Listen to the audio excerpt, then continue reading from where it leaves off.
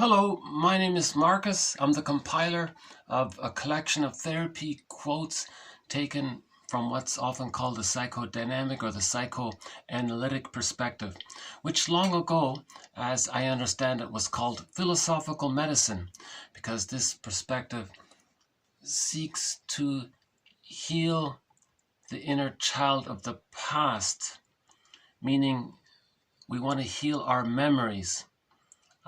So that we don't think that we change the past, but if we can witness the past and make the past a part of our narrative, then we change the effect our childhood past has on us in the present.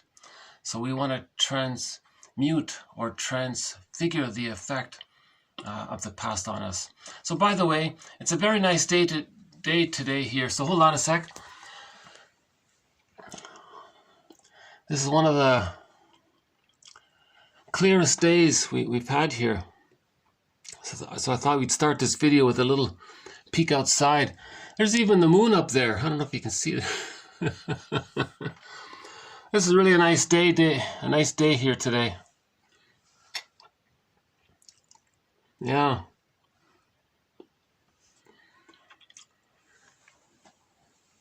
So it's about 5 degrees, I think, outside. So this perspective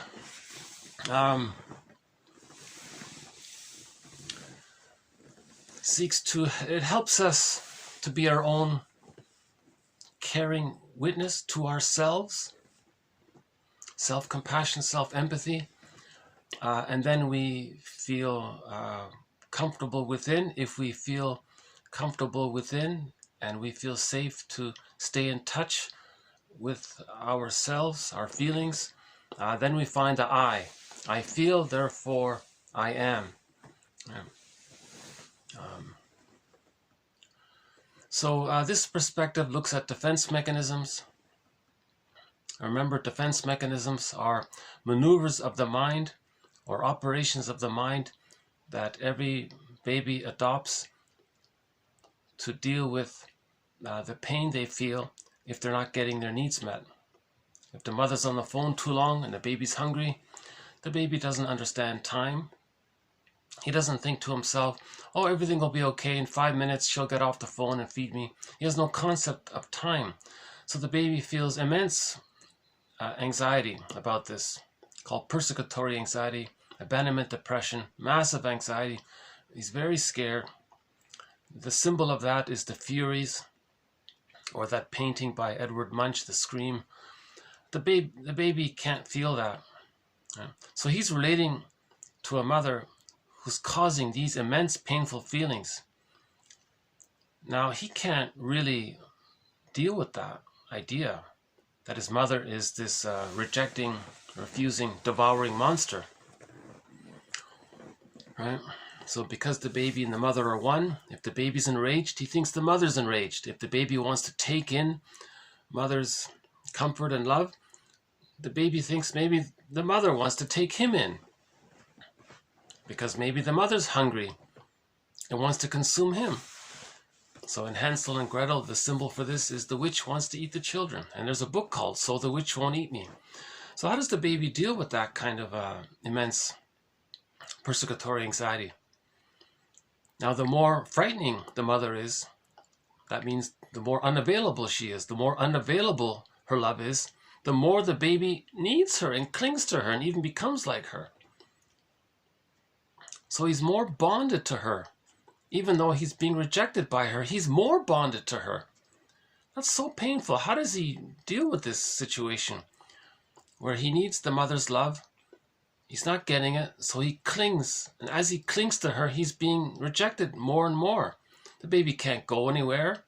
He can't speak up. He has no motor skills. He can't look for another mother or something like that. So how does he manage this? That's way too painful. He's a genius. Out of desperation, he hallucinates that his mother is not this devouring witch. The mother is this divine, beautiful, heavenly goddess. Oh, she's so wonderful and soothing and heavenly, beautiful goddess. He thinks that's the mother. So when he's relating to his frightening mother, At the same time, he hallucinates that he's relating to a heavenly, divine, beautiful fantasy mother. Right? That's called splitting. So that's one theory about splitting. That's one of the major threads that runs throughout this entire collection of quotes, now over 2,000 in number. So we have over 30 threads or themes or topics that run throughout the string of quotes here. And one of the threads is this issue of splitting. There's no way I don't feel I can really give it justice, this theory. I think the task is to, in this search engine, within this channel, to type in splitting, right? The mini search engine embedded within this channel, and read through the quotes on splitting. There's got to be at least 50, 60 very good quotes on splitting. If one spends some time, remember Robert Bly's advice, spend 10 minutes a day reading psychology, forgive psychology for its jargon. All of this jargon is an approximation. It's very broad and vague and abstract. There are no terms to accurately describe inner dynamics. Jargon is helpful because it gets us sort of in the ballpark. Okay, the baby thinks there's two mothers. The reality that he's bonded to a frightening mother, and the fantasy that he's bonded to a loving mother. That's two mothers. So the term for this mechanism that created this, so that I think Klein came up, was a splitting. Now, if this doesn't get resolved by the age of 3, in normal, natural, healthy development, all of this gets resolved by the age of 3, where the child realizes, oh, mother is frustrating, but she's loving. It's one person. It's not two people. You see, with splitting, he accepts one, that the mother's a goddess, and denies that she's the reality, that she's frustrating. They're separate. It's like Castellani says, they're like separate people. The baby doesn't understand that the mother's one person. The baby has to get to an appreciation that the mother is just an ordinary person who's partly loving and partly frustrating. But he can only do that by the age of 3.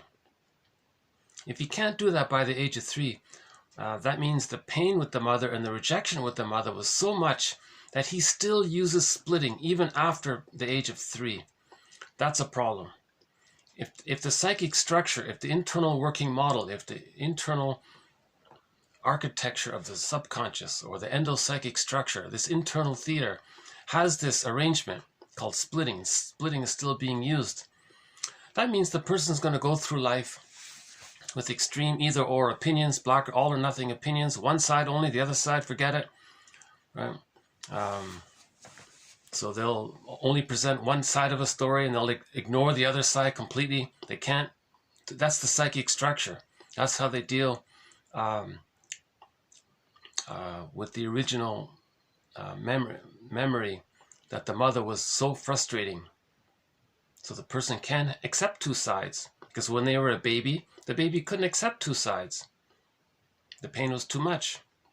So they're still operating from that psychic structure. That leads to prejudice, one-sided thinking, right? Rigid, dogmatic thinking can come from there. Extremist opinions come from there, where they only see one side. Prejudice absolutely comes from there. Right? So prejudice is a sign of trauma and splitting. Splitting precludes mourning. Splitting precludes the I. The person doesn't have a sense of self. The psychic structure needed for the sense of self is that by the age of 3, the child sees the mother as an ordinary person, partly loving and partly frustrating. Now, the precondition for that is that the mother was more loving than frustrating. If the mother's more loving than frustrating, that means the child feels safe enough to differentiate from her out of the fusion. In the first 5 months after birth, it's fused there. In order to differentiate psychologically, he needs the love to feel safe enough. So in order to differentiate, the child has to see the mother as a person, loving and frustrating. He can accept the ambivalence that the mother is loving and frustrating. Right? again, the love outweighs the frustration. Therefore, then the child sees the mother as a good enough mother. Then he feels safe enough to leave her, right? Because he experienced uh, the feeling of having his needs met by a loving mother. So he can leave her. In other words, the baby needs love to leave her. So the psychic structure for the I is that the mother was more loving than frustrating. Then he can differentiate. Once he has the I, he has the ontological self, a sense of self. So if there is a loss in later life, he's connected to himself, right? His life force is still primarily connected to himself. When that's there, that means the person then has access to the real self part of the self. The real self part of the self, right, in connection to the psychological self, that occurs from differentiation, which again can only occur if the mother is seen as a whole person, meaning that the child was able to accept the ambivalence that the mother was partly frustrating and loving. Again, that takes place when the mother is more loving than frustrating, allowing the child to no longer use splitting. If the child no longer uses splitting, that's because he feels safe to accept the ambivalence that the mother is loving and frustrating. He can handle that reality. So reality, he can handle the reality that the mother is just one person, not a goddess or a demon. If the psychic structure is goddess and demon, they're still angry that they didn't get their needs met. Splitting means they didn't get the love. Splitting is an emergency, desperate maneuver by the baby to deal with the small size. The mother's this giantess in the nursery. The baby has needs and he's helpless and the mother's on the phone. He can't handle that. So out of an emergency maneuver of the mind, he uses this mechanism called splitting. Right? That means he's bonded with the splitting. He's truly bonded to the rejecting mother, and he even becomes the rejecting mother. He never got, and his main agenda is to get the mother to change her ways to provide the love so that he can differentiate. So all of his energy is invested into the mother. Karen Horney calls it centrifugal living. They're always thinking outward towards the mother, waiting for her to provide the love that the baby needs. Externalized living, she calls it. The baby's always externalized living. All of his energy is invested into the other, and they're waiting for the love they need. So if the other is no longer around, that feels like they lost themselves because so much of their life force is invested into the other. The baby has to do that. Life force is object. When the baby's, it's called life force is object seeking. That's Fairbairn's main key quote there. Life force is object seeking. When the baby's born, all of his life force is to bond and connect and relate to the mother. He just doesn't need to be gratified for food needs or something. He needs the warmth and the loving connection with the mother, the relationship with the mother. The mother soothes the baby's emotions. There's kind of playful interaction back and forth between the baby and the mother. The baby needs this kind of interaction. In the womb, the baby had this flow with the mother, back and forth, rhythmic flow. Everything was in tune. In the extended womb, this kind of, it's called social symbiosis, this kind of back and forth. Now it is the case that the mother is the symbiotic object for the baby. So it is one way in the beginning, but there's still this back and forth. The symbiotic object provides not just food, it's more than just food, obviously. And all of these famous studies with the monkeys, right? Long ago, someone took whatever it was, let's say 10 monkeys, half of them were removed from the mother and they were only given the bottle. The other half could stay with the mother. And you could see a dramatic difference. The babies who had the secure attachment with the mother were relaxed and playful and normal. The other monkeys were aggressive and couldn't socialize and were kind of crude and violent, those kind of babies, right? Now, baby monkeys who only got the bottle, and I think it's, what is it, Haslov? Not Marlowe, is it? Marlowe's Monkeys or Haslow's? Something in the 50s. But it's generally agreed the baby needs the bond to the mother, right? A secure attachment style with the mother.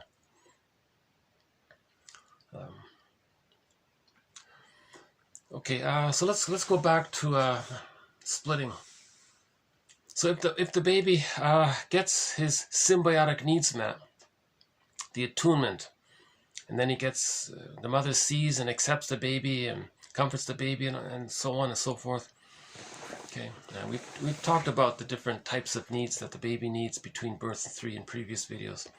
So if the mother's good enough, quote unquote good enough, the baby feels safe enough to know himself, right?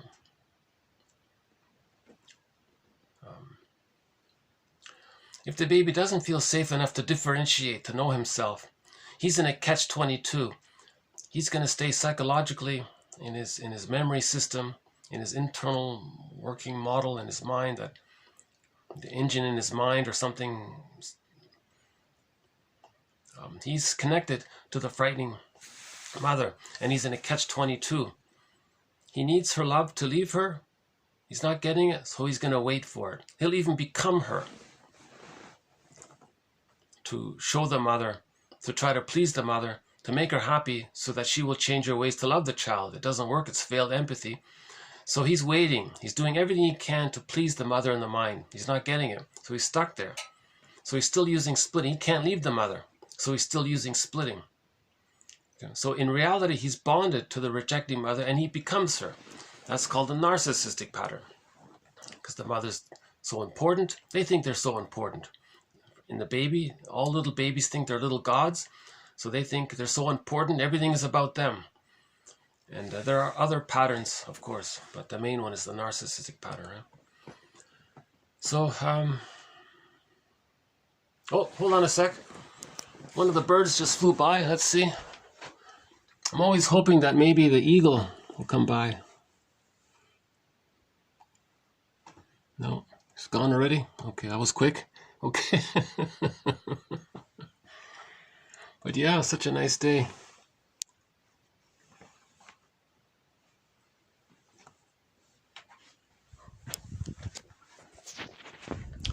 I really have to discipline myself and not read the news before I start one of these videos, because it does crop up in my mind as I'm talking about the news item, and I'm thinking, should I? A part of me wants to talk about it, but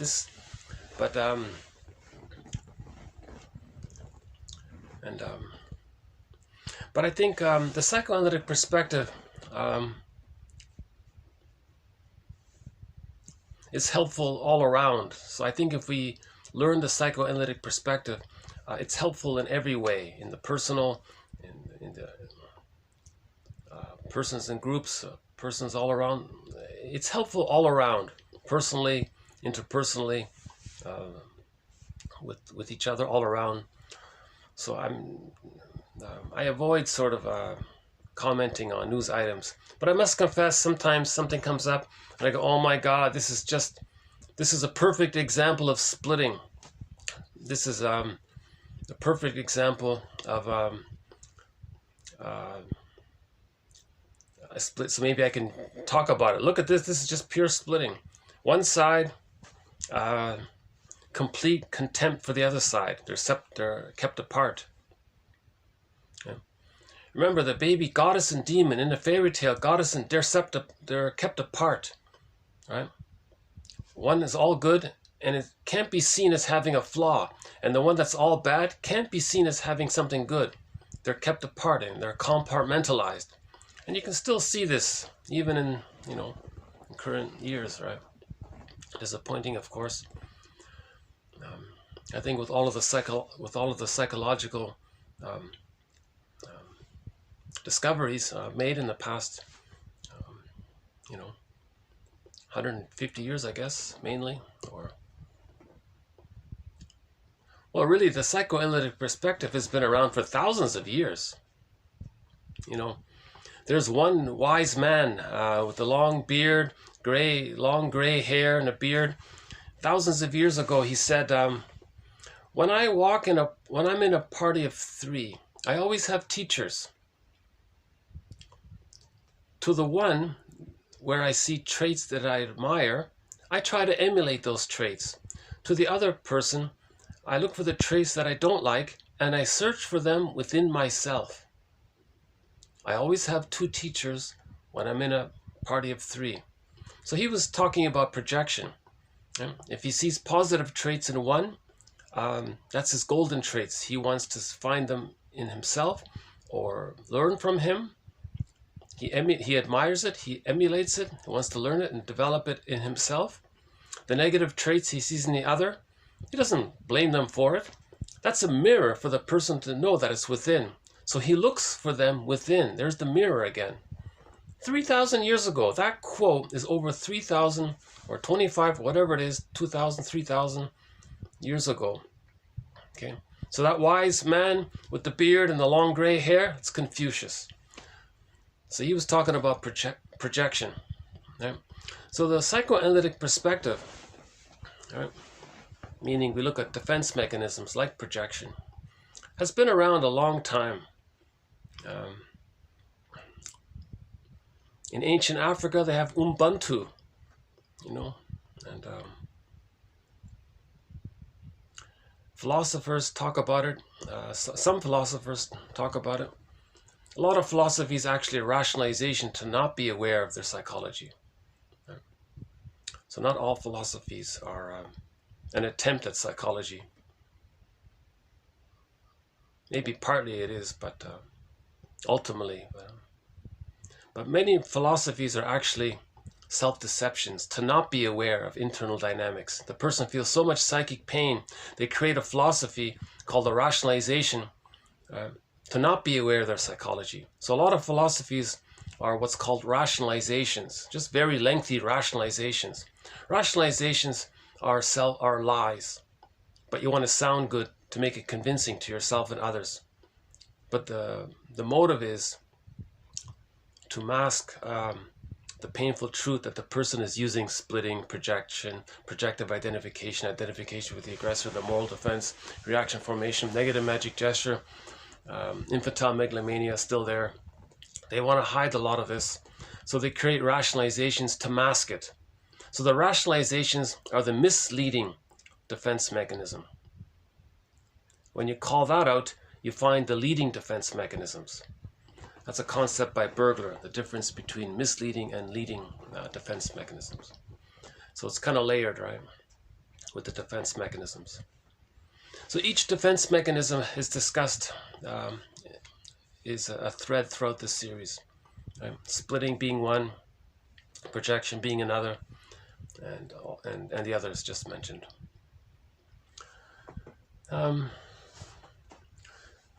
So we want to heal the splits. Related to splitting is that you accept one side, you reject the other. When something's rejected, it's repressed. When something's repressed, it's projected. It's seen outward to keep it repressed. If your mind is something you don't like about yourself and you want to remain unaware of it because it's uncomfortable, the way to remain unaware of it, to keep it repressed or denied or disavowed or disassociated, you say others have those thoughts, motivations, beliefs, attitudes, wishes, and so on. And the more you talk about and focus how what's within is without, then you're not aware that it's within. But the psyche's innate drive for healing. Okay, there's a quote that says, "Projection is the means of bringing repressed material to consciousness." Then there's projective identification. If you want to see something about yourself outward, then you coax the other, you provoke the other, you entice the other, you push their buttons, you do something to make them demonstrate outwardly what you don't want to face within. That's called projective identification, giving people identities and trying to get them to demonstrate that identity, and you get your mind outward like that, and that ongoing activity allows the repression. Okay, what's the repression? The repression is splitting. That the baby can't accept that the mother used the bottle, used the schedule, made the baby cry at night, to fall themselves to sleep, was misattuned. The baby was hungry. It was ignored. The baby wasn't hungry. They were fed, and they were forced fed. And when they weren't hungry, all of these kinds of things is very enraging. The mother was misattuned. They can't face some of these feelings. Right? So the way to not face the side of the mother that did all of that, okay, is to say how bad others are, and show something about them that's maybe a little bad. Paint a picture around some little thing they do that's bad. Now they might be protecting themselves from your provocative behavior. Then aha, you see that protective behavior that they did? Well, doesn't that protective behavior, you see, that's kind of bad, isn't it, in of itself? Doesn't that look bad? Then you just focus on that, right? Then you blow that up, create a huge narrative around their protective response, and that's called a rationalization. And then you believe it, right? And you ignore what led to that, and then you keep the repression, right? So rationalization is a mask over projective identification. Projective identification is an extension of projection, and projection is connected to wanting to keep something repressed, and a lot of what's repressed is a sign of splitting. So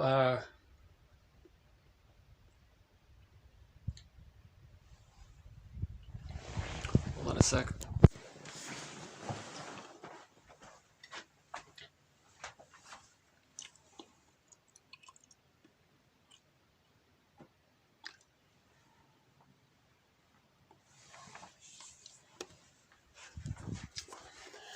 I really find myself trying to cram in so many ideas at one time.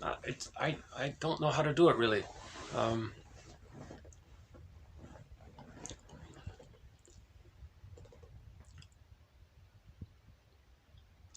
My hope is that somehow some of the ideas pique your curiosity to follow up on it.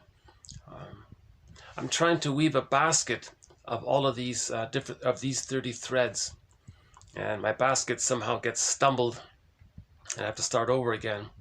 Right? It's hard to do. Psychoanalysis is looking for the egg in a basket that's missing. The basket is missing. So these quotes are 30 threads to weave the basket. So we're looking at defense mechanisms. Right? We're looking at the idea that defense mechanisms are used to mask persecutory anxiety.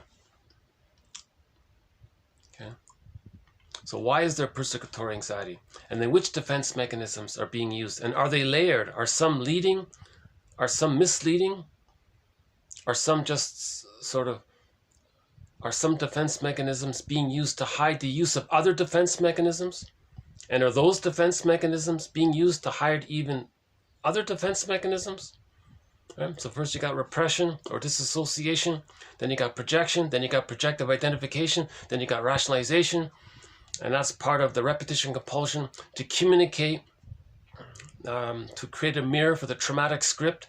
So we have a quote that says repetition compulsion. So again, when there's trauma, the person's going to externalize it outwardly to try to symbolically recreate what happened in childhood, to create a mirror for them to see their traumatic script. So repetition compulsion is the means of bringing the traumatic script to consciousness. Right? Now this traumatic script, one model, let's jump into today's quotes here. I'm going to have to try again in another video to see if I can bring it all together. Sometimes I get close. I feel like sometimes I almost get it. Sometimes I stumble a little bit.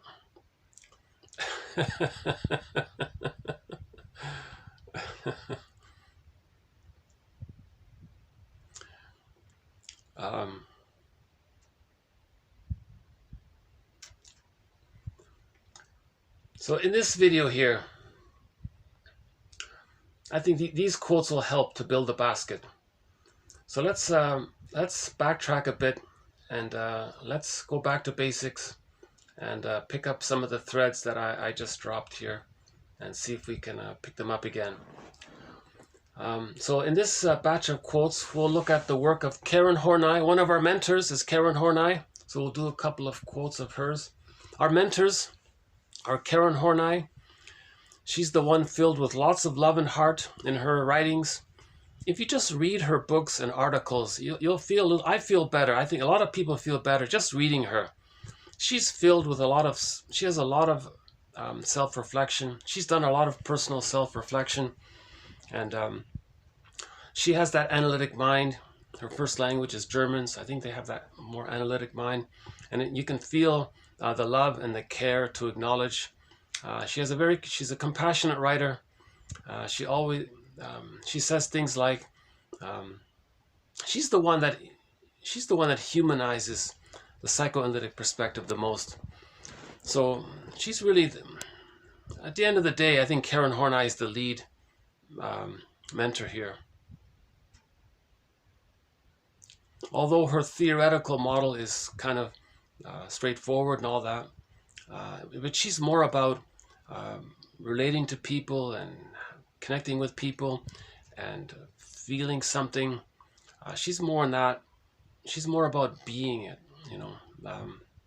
So Karen Horney is one of our mentors. We'll do a couple of quotes of hers.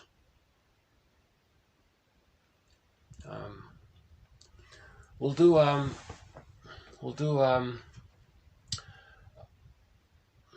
what else? And we'll do a psychological interpretation of a myth as well. At least I'll try to do one. And one or two quotes from Edmund Burglar, another one of our mentors here. So Edmund Burglar is one of our mentors. Karen Horney, I just mentioned, is one of our mentors. James F. Masterson is one of our mentors. William Fairbairn, Margaret Mahler, and Melanie Klein are the other three mentors. So they're the core sort of mentors that run in this, that comprise this collection. Robert Bly sort of makes a guest appearance, and there's some great quotes from a wide variety of authors: Ogden, Solani, Guntrip,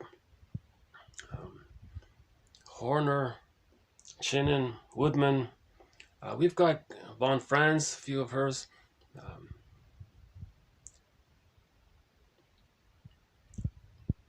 Laughlin. We've got a lot of great quotes from Laughlin. So I would say that the guiding sort of orientation is I've tried to pick up on what's called a Masterson approach. James F. Masterson, one of our mentors here, he synthesizes developmental theory and object relations theory. He calls it developmental object relations theory. So I'm trying to pick up on that, as I understand that. Again, I'm not a therapist. I'm the compiler of the quotes. Plus, I've added the work of Edmund Burglar and the work of Karen Horney. Okay, one of the threads in this series is providing psychological interpretations for myths and fairy tales. Again, myths and fairy tales are metaphors for internal dynamics. Myths and fairy tales represent something that's true on the inside, like the child said. Myths and fairy tales are depictions. They're like dreams. Dreams are on the inside. Right? You wake up in the morning, you had these dreams. Myths and fairy tales are like dreams. Right? Just like you wake up in the morning, everything that you dreamt belonged to your one mind. Myths and fairy tales are like that. Myths and fairy tales describe one's psyche, a traumatized psyche, actually. Myths and fairy tales describe a traumatized psyche because the main motif in myths and fairy tales is splitting goddesses and demons, and they're kept apart. And there's this drive to heal the splits, ultimately. But in one fairy tale, there is a fairy tale that shows how they heal the splits. Now the splits, Melanie Klein's jargon is, okay, again, sorry for the jargon. Robert Bly says, forgive psychology for its jargon, just forgive it. This phenomenon of splitting, and then one side you deny, and then you see it outward, and you coax others to demonstrate it, and then you hide it then you cloak it with rationalizations, and then you act out around it because you want to maintain the repression. This is dominant during the first 3 months, or 4 months, or 5 months of the baby's life. Melanie Klein calls this the paranoid schizoid position. Emphasis on the word position. Okay. So it's paranoidish like because the baby thinks the mother is a devouring monster. That's not true. Right? He denies it and says others are so bad. That's unrealistic. It's schizoidish like because it's so, the child is so detached from the I, from their real feelings. They haven't got their basic needs met to know their real feelings. They're still waiting for mother's love, so they can find their psychological self, their ontological self. So they're detached that way in their state of helpless neediness to receive the love they need. So that's called the paranoid schizoid position. And the splits, all good, all bad, that's schizoid. That's schizoid, unreal. It's not real like that. The mother being a devouring monster, that's not real. That's schizoidal, right? And then it's paranoidish too, because the mother doesn't want to eat the child, but the child is confused.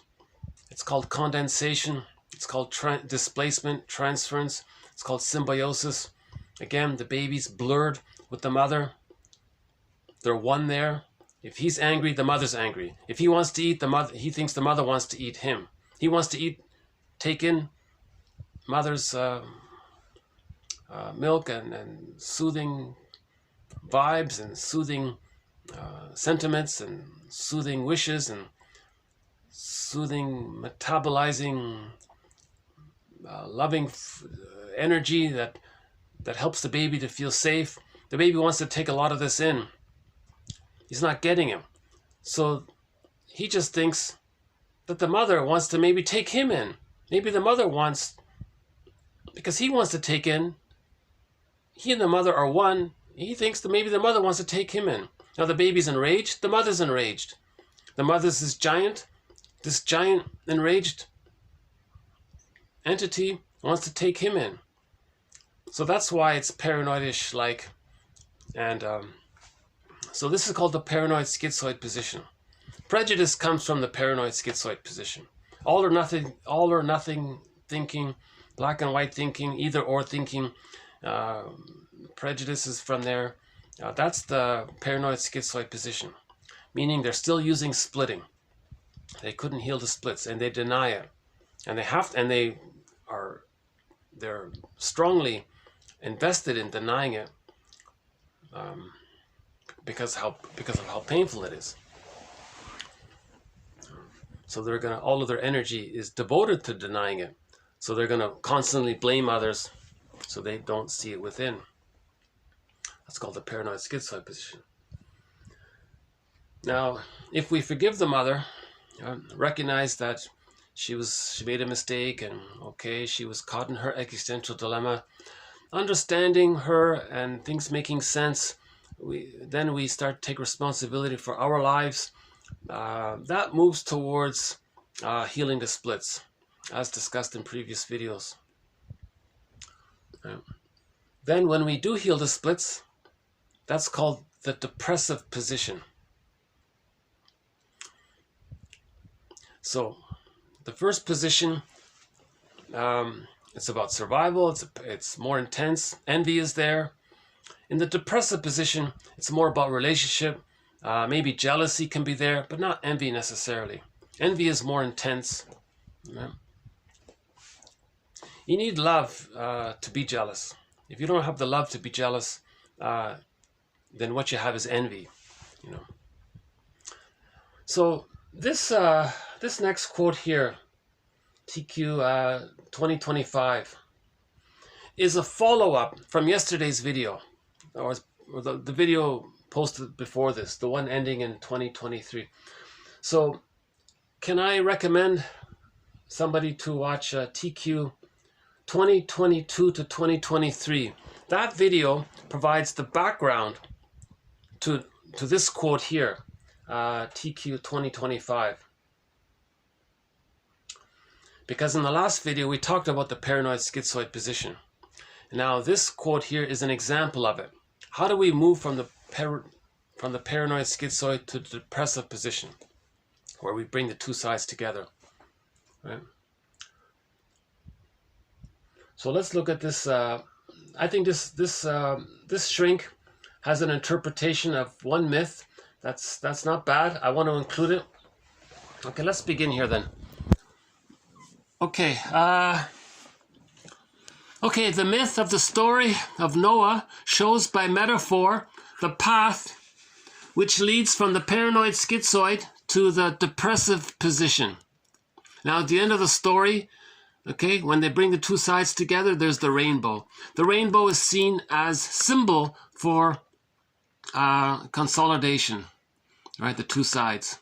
For our internal world, and as well as for our interpersonal world with others. I'm okay, you're okay, right? So I'm gonna, so here's the article here. There's no space to include this article here, so I have to do it this way here. So I'm just gonna skim this article here. Okay, what's her name? Gisela Ehrman from Germany there. The article is called The Transformation from Anger to Love in the Story of Noah.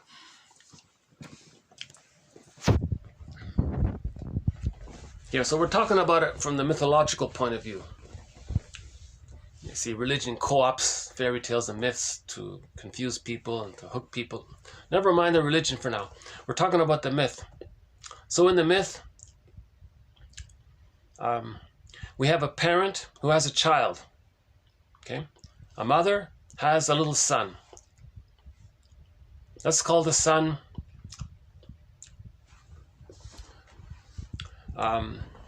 Boa. That's a name, right? Boa, I think some people have that name. Wasn't Merriam Woodman's brother named Boa? Let's call the little boy Boa. Baby, little Boa or something. And the mother, let's call her Fraud? No. Isn't Maud a woman's name? Maud, right? She's one of the Golden Girls in the sitcom or something. Wasn't there a sitcom about a woman named Maud or something? The Maud Squad or something? That's another show called The Maud. So let's call the mother Maud. So the mother is Maud. Okay, she has a little boy. Let's call him Boa, baby Boa. Not the animal. I think it's a boy's name, Boa. Boa Fraser, was it? Boa. I'll explain why at the end I'm using Boa here. So let's say the mother, Noah. No. Let's say the mother is Maud. I'm having an off day today, yeah. I hope still some of this is still valuable, even though I'm presenting it in a slightly muddled way today. Okay, so the mother, imagine, so once upon a time, there was this woman, her name was Maud. She had a little boy named Boa. I guess the father's not around.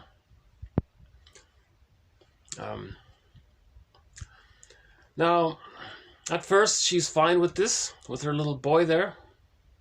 But then he started to become a little autonomous. He started to become more independent. Now, Maud, remember, the husband took off. So she, the husband's not around, the father's not around. So she puts more investment, more needs onto the son. Okay? So she depends on the son. And she may actually even expect the son to comfort her, to be a mother for her, to be a symbiotic object for her, to give her consideration, to give her respect. Maud is parentifying or partnerifying the son. Right? Maud wants to keep little Boa dependent on her, so that she has his presence presence at all times. This allows the mother to feel safe and important. She's in the one-up position. Okay. Now, little boy starts to play with his toys. Maybe he goes to kindergarten. He starts to be more autonomous. Now the mother's panicking. Wait a minute. Is this kid going to be autonomous? Now she's angry. She's scared, then angry. Because she's never been alone herself. So she doesn't know what's going on. So she's angry at first. It's a narcissistic injury for her if she's going to have to be on her own if the child leaves. So the mother might say that the son is no good. What's he doing? He's betraying the mother. He's no good. Now she's angry. Okay. Now this relates to splitting. Something's all good, something's not good. Now she may say that she's good and the kid is no good. But she may transfer the feeling that the kid is no good onto others. However it's displayed, there's splitting taking place. Something's all good and something's all bad. When the mother feels immense anxiety, to deal with the anxiety, they deal with splitting. So in the story of Noah, the ark protected the good side. Everything that's good is going to go on the boat, and the rest, okay. Now the metaphor is, okay. So the metaphor is, in a myth or fairy tale, when they use the word flood, okay, that means something is repressed. It goes into the unconscious. Think about when you fall asleep at night. Your consciousness drops, and you're in the unconscious. All that's in the unconscious. That's like the metaphor is flood. It's not external. It's not something literal in the external world. We're talking about metaphors for something that's within. So when something's repressed, it goes into the unconscious. It goes into the bag.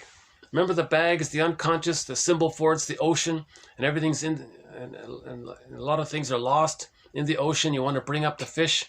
So the fish, so it's like a flood. The symbol is like a flood. So the flood in the story means that it's repression. It goes into the unconscious. The flood means unconscious. Put it that way. Flood means unconscious. So in the story with the Noah, then you got one side is unconscious. The other side is the ark, right? The boat there. And you got the guy there with the animals. That's good. So what's on the boat? That's good. What the mother doesn't want to accept or feel and says is no good. That's the metaphor is the flood there. That's called the splitting. So one side is symbolized in the story, in the myth of the Noah guy. That's the flood side. That's all bad. And then all good, it's the boat. That represents splitting. Okay. So this in the myth describes Maud, how she feels. Right? Now it describes the little boy, how he feels. Little Boa is getting rejected by Maud. Now he's got to use splitting. He's going to think that maybe he's all good and others are no good. He's using splitting. Now when he thinks he's all good, that's like the boat, that's all good. Right? He's Noah and the boat and he's all good and everyone else is all bad. Mother's all bad. That's like splitting. So the image in the myth depicts splitting. Something's all good, the boat. Something's all bad, that's the flood. Right? Okay, now again, myths are like dreams. We have condensation. Several psychological patterns or motifs can kind of blur onto each other, and it's called condensation. Okay, so the narcissistic rage by the mother, now by the son, okay, both have splitting. In the myth, you see the ark, the boat, and the flood. That's the splitting, the two sides. Okay. Now, that's the paranoid schizoid position. The narcissistic injury, okay, the baby didn't get his needs met. Something's all good, something's all bad. He's all good and others are no good. Right? The mother said, oh, the baby's no good. right? And she's of course good, right? That's one sliver of the motif, right? The mother thinks, Maud thinks she's all good, and the son is no good. In the mythology, the God character, Mr. God there says, Mr. Noah, well, he's him, so he's good, and others are no good. All the people, that's the flood part, right? That others are no good. So actually, the Mr. Noah is a symbol for Mr. God, let's say, right? He's projected himself onto him there. So they're one there. Mr. Noah, Mr. God are one, and they're good, right? And everyone else is no good. That's called the splitting. So so again, the projection, displacement, splitting, a lot of these, they blur around, right? In a dream, things get jam-packed together. A lot of psychology is jam-packed in 1 second, So you got to... okay, so the next psychological pattern or mythological motif, again, motifs are metaphors for psychological patterns. So the next motif is that how do we heal the splits? Now we switch a new story. It's almost like there's a new story for a minute, right? So now there's another motif of, on the ark you have, I think he said there were, some of the animals were very clean and some were all grubbed up and filled with mud. They were dirty or something. So that's the splitting. Now the boat is holding the splits. This is the evolution of human development where we can see the two sides. We're holding, the boat is containing the two sides. The animals, most of the animals were washed up, they were clean, but some of the animals they were mucked up, they were stuck in mud or something. That's a symbol for the good and the bad, holding them together. Okay. Now, when the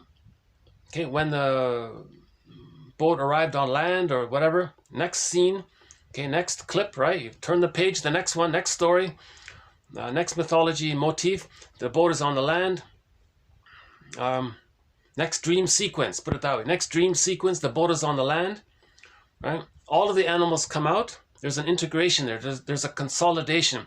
We see the rainbow. The rainbow represents inclusiveness, diversity, unity, diversity. We're all together. Right? And that's whole object relations. That's the I'm okay, you're okay. Yeah. And the symbol of that's the rainbow. It means it's not just black and white. It's everything. Yeah. There's inclusiveness, right? So let's see what I think I sort of covered it. So let's go back to modern Boa. So the little boy Boa uses splitting. He'll think he's good and others are no good. Maybe later on. Right? So now when he says others are no good, in mythology, that's represented by that flood scene. Now later on, okay, he does some self-reflection. He wants to heal. Okay, maybe is it true? Are others really so bad? Oh, okay, well, they're wounded just like me. We're all part of this flawed condition here. Love your wounded neighbor with your wounded heart, Ubuntu. You find your humanity in each other's you find your humanness in each other's humanity, the human condition. We come out of the womb too early. No mother's perfect.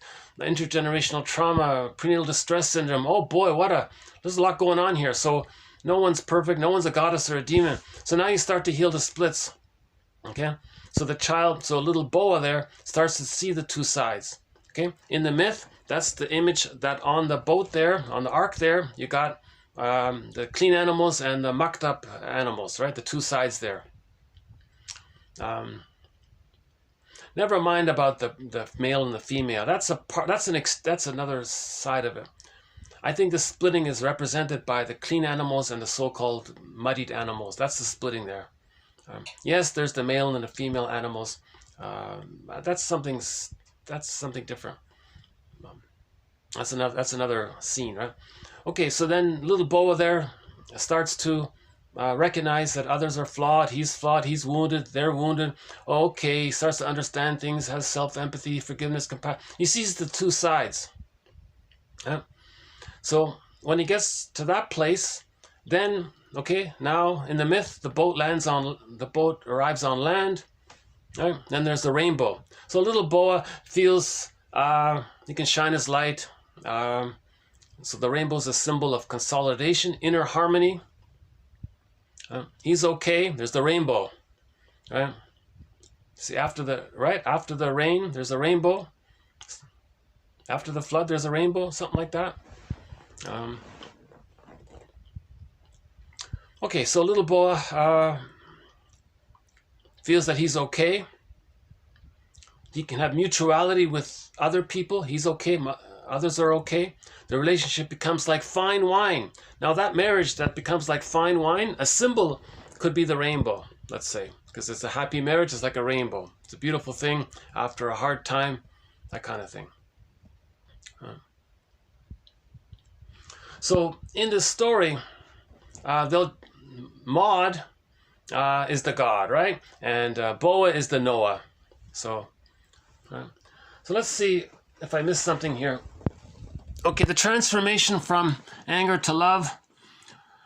Okay, in the Noah story, reading it as a myth is the report of the overwhelming power of narcissistic anger. Remember, the mother was scared if the baby was going to be on his own. She's going to be abandoned. So she was angry, right?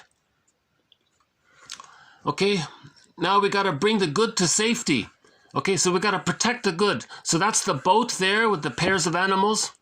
Okay, so we got to protect the good. So the side we don't accept, that's repression, and there's one side that we accept, that's the good. Okay, it shows how the grievance can be worked through. Okay, the story, the mythological story, shows how the grievance, the disappointment that the baby's going to be autonomous, can be worked through in order to reach a new level of relationship. I'm okay, you're okay. Not either or. This is both and, right? So we're moving from envy and survival and either or and black and white to whole object relations. I'm okay, you're okay, right? And there may be some jealousy sometimes, but there's no envy.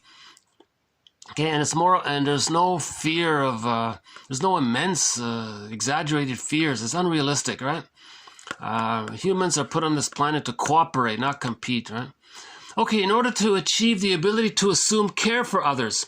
Okay, mutuality, you care for others. You don't objectify others. You don't use others. You don't exploit others, right?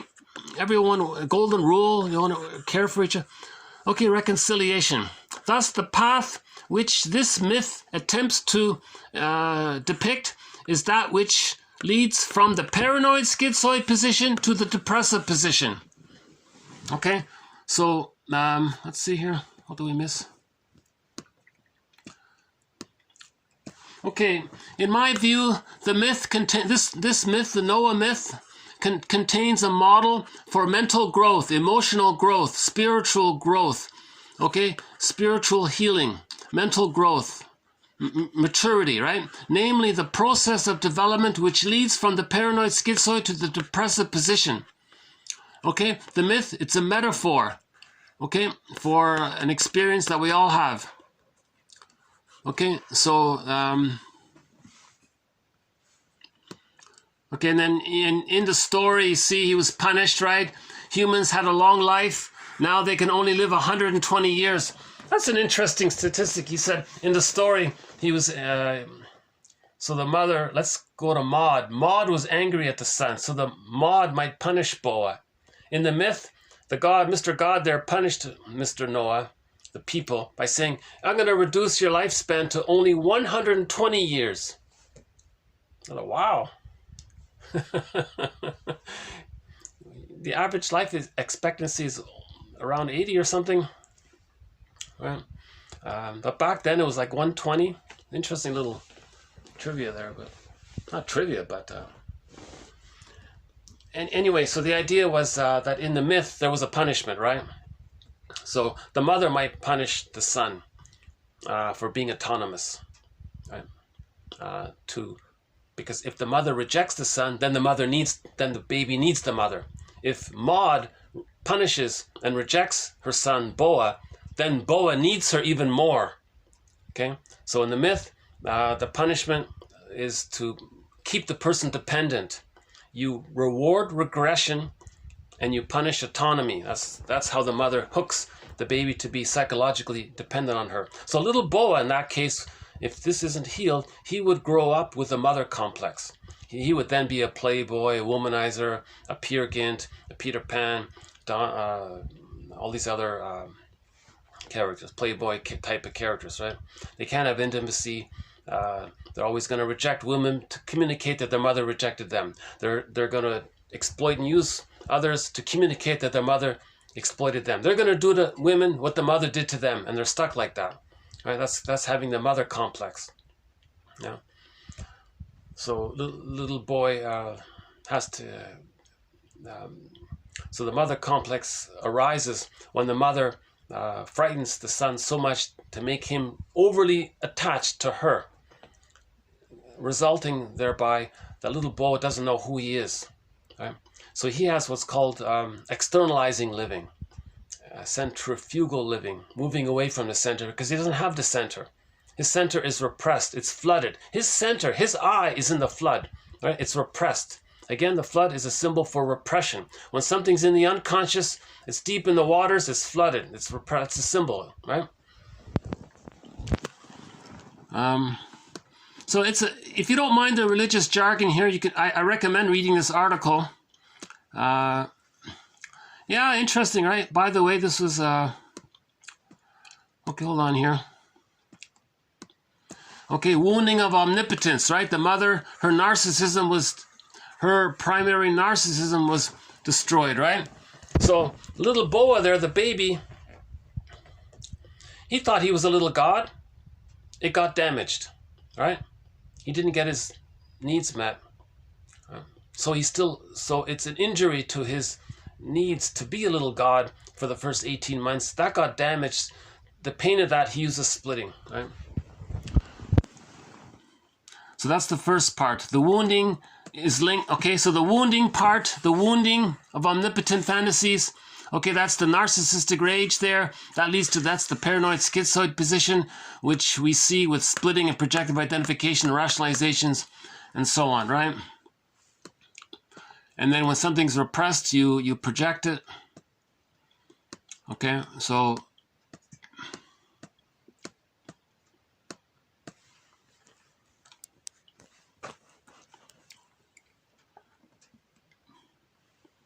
yeah, I got a slow connection here. Okay. So this article, he actually crisscrosses between the myth and he quotes the religious distortion. So this author says, yes, the religion co-opts it for their agenda, but he actually refers to it because the religious spin-off of the myth includes some elements of the myth. So they actually quote the religious distortion of the myth to highlight the myth, because I think what the author was doing was maybe most people are more familiar with the religious version of the myth, so they're quoting the religious version of the myth to teach the idea that myths are metaphors of internal dynamics. So this author is trying to teach the reader that myths and fairy tales describe a traumatized psyche. Right? The main motif in this story here, the flood, that's repression. One side is rejected, that's repression. The good, you accept the good, that's the boat. Okay, next, flip the page, next psychological pattern. In the boat, you got the two sides. Okay, next, the result is when you hold the two sides, you get the rainbow. Right? Mutual consolidation. That's called whole object relations. And you're happy, right? You have the rainbow can also be a symbol of a wide range of affect, a wide range of emotional. Okay, so this article, makes other references to other ideas, but that's okay there. Okay, reparation, right? So, okay, Noah is a stand-in for Mr. God. Is Noah? They're the same here, right? And he is his plan for reparation, right? Now, the idea of, when they say God uses Noah, that's part-object relations, right? So, Maud using the baby to meet her needs that means the mother is not seeing little baby Boa as a baby, as a little person in their own right. When you don't see a person as a person in their own right, with feelings and with a heart and with a soul, with the feeling, wounded feeling, needs, wishes, when you don't see them in that, when you see them in a utilitarian way, that's called part-object relating. So Maud was using the baby as a symbolic breast to comfort her. That's called part-object relating. So he made a reference to this where, oh yeah, God's going to pick Mr. Noah for that. That was a reference. That's like another, turn the page, another reference to the motif of part object relating. So we want to move from part object relating to whole object relating.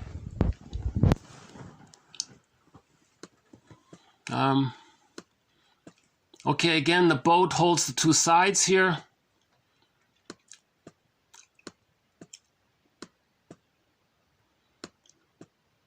Yeah, okay, some of the animals were clean, some of them were dirty. I mentioned that. Yeah, sorry about the slow connection here.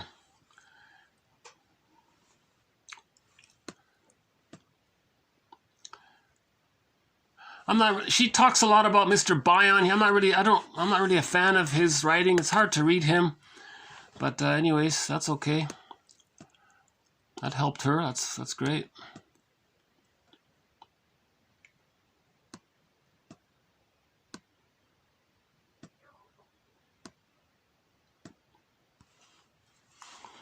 Oh, I didn't see this. Yeah, grief, rain, flood, rain, grief. Maybe there's a connection there.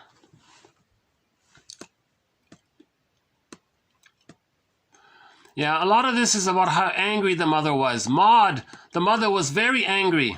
You see, the mother was very angry. Just like in the myth, Mr. God there was very angry at the people. Hey, you people there, you're doing all these things without my permission. You're doing all these things, you're being autonomous. You're even marrying amongst yourselves, and you're choosing your own partners, and you're not consulting me. And then Mr. God was so angry about that. Right? So that's a metaphor, an analogy for Mrs. Maud, the mother, who's angry at the child becoming, hey, you're playing these toys. You didn't ask me for permission to play with these toys. You got to come to me first, get permission. That kind of thing.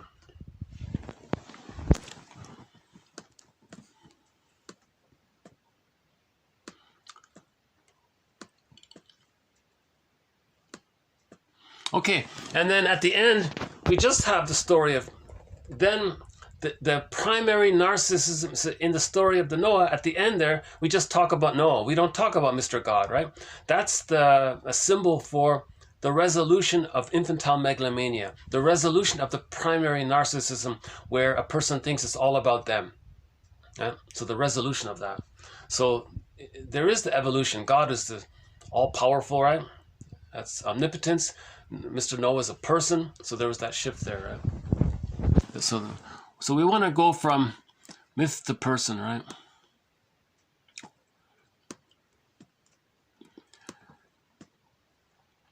It's an interesting article, you know. It does. It's there are a dearth of good psychological interpretations of myths. I would say this is one of the better ones, actually, even though it's filled with religious jargon here. Kind of tiresome, but kind of patronizing, actually, isn't it? Why don't you just explain to people that these are metaphors, right? Again, narcissistic rage, then the splitting, the paranoid schizoid position. Okay, but on the boat we hold the two sides, and finally at the end there's the rainbow there, right? Symbolized by the rainbow. A colorful sign of life's variety, a variety which is both possible and necessary in order that our internal worlds, as well as the world outside, may be guaranteed happiness, survival, etc., right? So I've included this link here. Now there's a, let's see. Now here's another verse. Here's another link. In case that link doesn't work, I've included another link here. So here it is here, right? So this is the same thing reprinted about the Noah story.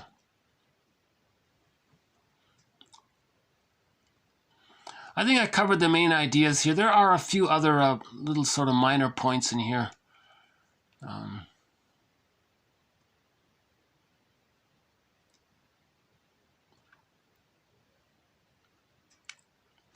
Okay, so just think of it as a parallel. In the myth, you got the thing with God and Noah. Okay, that's the mother and the baby. Now, sometimes Noah is a stand-in, right? So in the next scene, Noah is the stand-in. Okay, so that's kind of and anger is part of the splitting. The narcissistic rage the baby feels narcissistic rage when the mother's on the phone too long. Then there's splitting there. In the splitting, there's the boat. Then you got the other side is the flooded side. That's the repression. You can't accept the one side. You got the splitting. From the anger leads to the splitting. Then you got to heal the splits. Okay. So Melanie Klein says for the first 3 months, all babies have this. In the mind of every baby is the story of the Noah, of the myth of the Noah. But at the age of 4 to 5 months, then the two sides come together. That's the image that in the boat, you got the two sides. And then at the age of 3, it's landed. That's the psychological birth and the rainbow. So the rainbow can also be a symbol for the psychological birth. That's all it means. All right? It's a very poetic and very colorful. It's not meant to be taken. There's nothing literal here. With the one exception about the 120 years, I thought maybe that's a literal reference. Maybe people did live longer back then. When the imagination of the storytellers, see that, the imagination of the storytellers, maybe they thought people lived longer before. Maybe they lived to 150, someone said. Then when there's a psychological trauma, maybe they live... I'm not sure about that one, anyways. But I've heard other references to how the human natural life age is actually longer. And by the way, the abstract to this article, still here? Oh, it's gone already. Yeah, they have it in German and Spanish as well. So I hope, so that the link to that article is included. If you click see below here, you'll see the link. There are 2 of them. Hopefully one of them works. Yeah. If it doesn't work, just look up the author. The author's name there, Gisela Ehrman. Okay, so let's move on here. Okay, from that same article, by the way, to the extent that the level of part-object relationship is left behind and the other can be perceived as a separate whole and autonomous other in their own right, so must the fantasy of one's own omnipotence be abandoned. Okay, so that's why at the end of the story, we talked about Mr. Noah and Mr. God wasn't there. I think that's what he was saying here, right? Okay, so we want to move from part object relating to whole object relating. Now, when you move to whole object relating, your narcissism is gone. Okay, so her point is, in whole object relations, you're not a god, the other's not a god. You're not a demon, they're not a demon. You're a person with both sides who's wounded and confused, loving, frustrating, confused. They're loving, frustrating, confused. Look at that. Look at that. Look, they're traumatized and they're confused and they're acting out, trying to communicate what happened to them as a child. If someone is negative, they're trying to communicate what happened to them as a child, right? If the perceiver is being negative, that's for them to realize that they're communicating what happened to them when they were a child. That's called whole object relation. Then the 2 people make I statements. Something triggers them or reminds them when they were a child, they had this need for connection and trust and safety. It didn't get met and they felt scared, and this is coming up now. And maybe they want to facilitate. They might ask the other person, how are you hearing what I just shared? And they said, well, I heard you say that when I did this, it reminded of you when you were a child, you had these needs, they didn't get met and you felt that, and that's what's coming up. You got it. That's great. Thanks. So the 2 people share I statements. Then the 2 people go back and forth and share I statements. That's the rainbow. That's this thirdness, right? This new thirdness that comes out from the. We could say it that way, right? I think. Okay. A little bit more about infantile megalomania. Infantile omnipotence is a product of the child's autocratic fantasy that they're a little god. It's all about them. They're a little dictator. They're a magic sorcerer, magical thinking, unconditional hallucinatory omnipotence, wishful, magic, and it's all about them, and everything's there to serve them, right?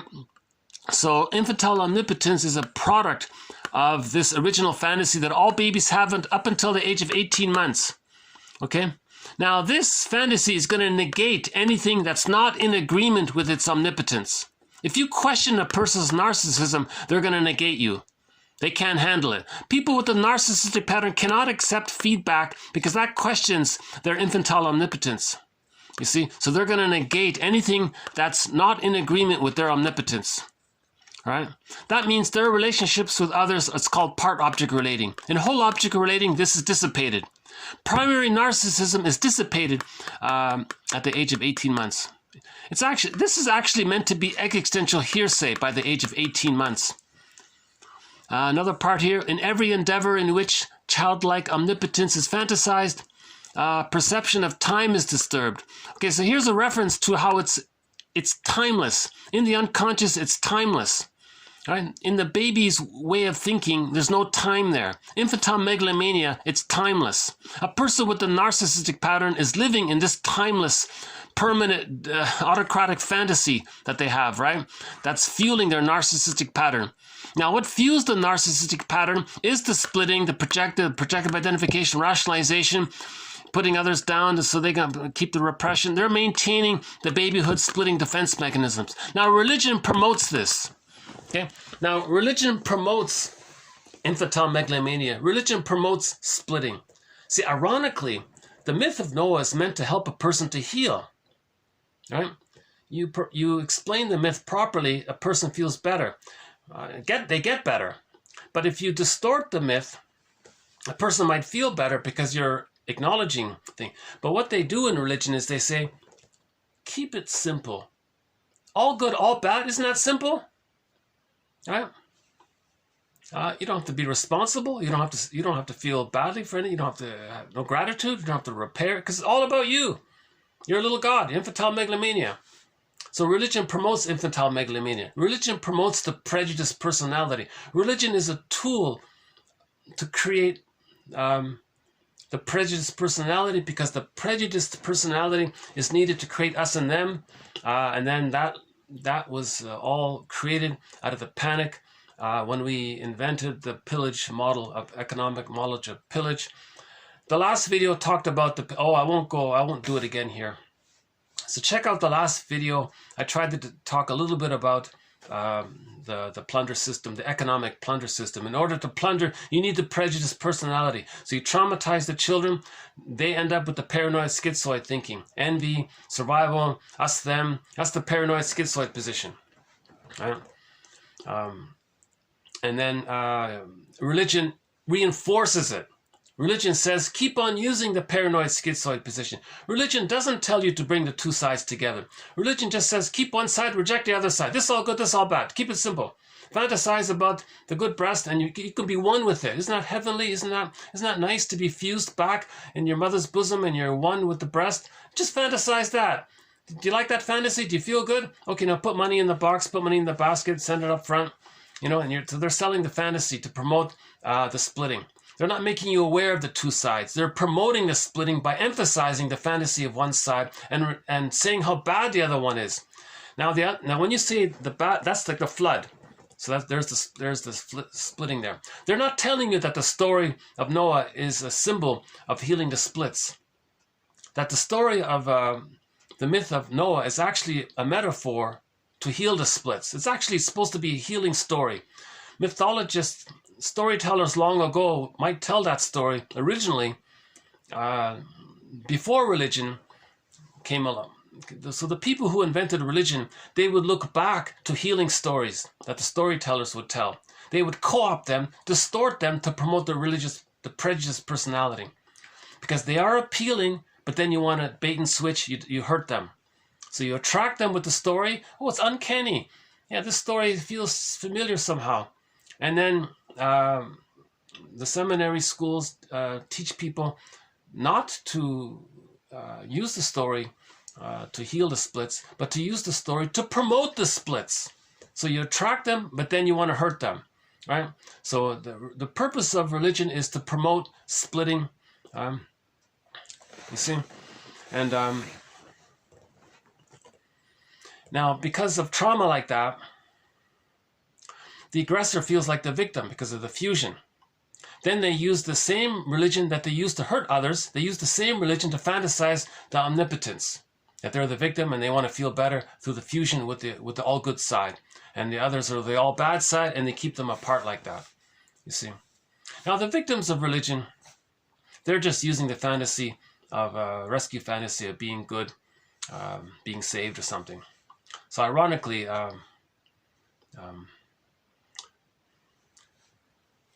you know,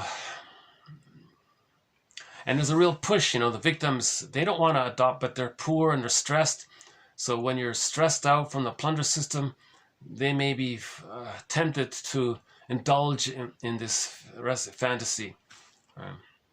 And then now you're promoting the victims to develop a prejudiced personality, not a tolerant one.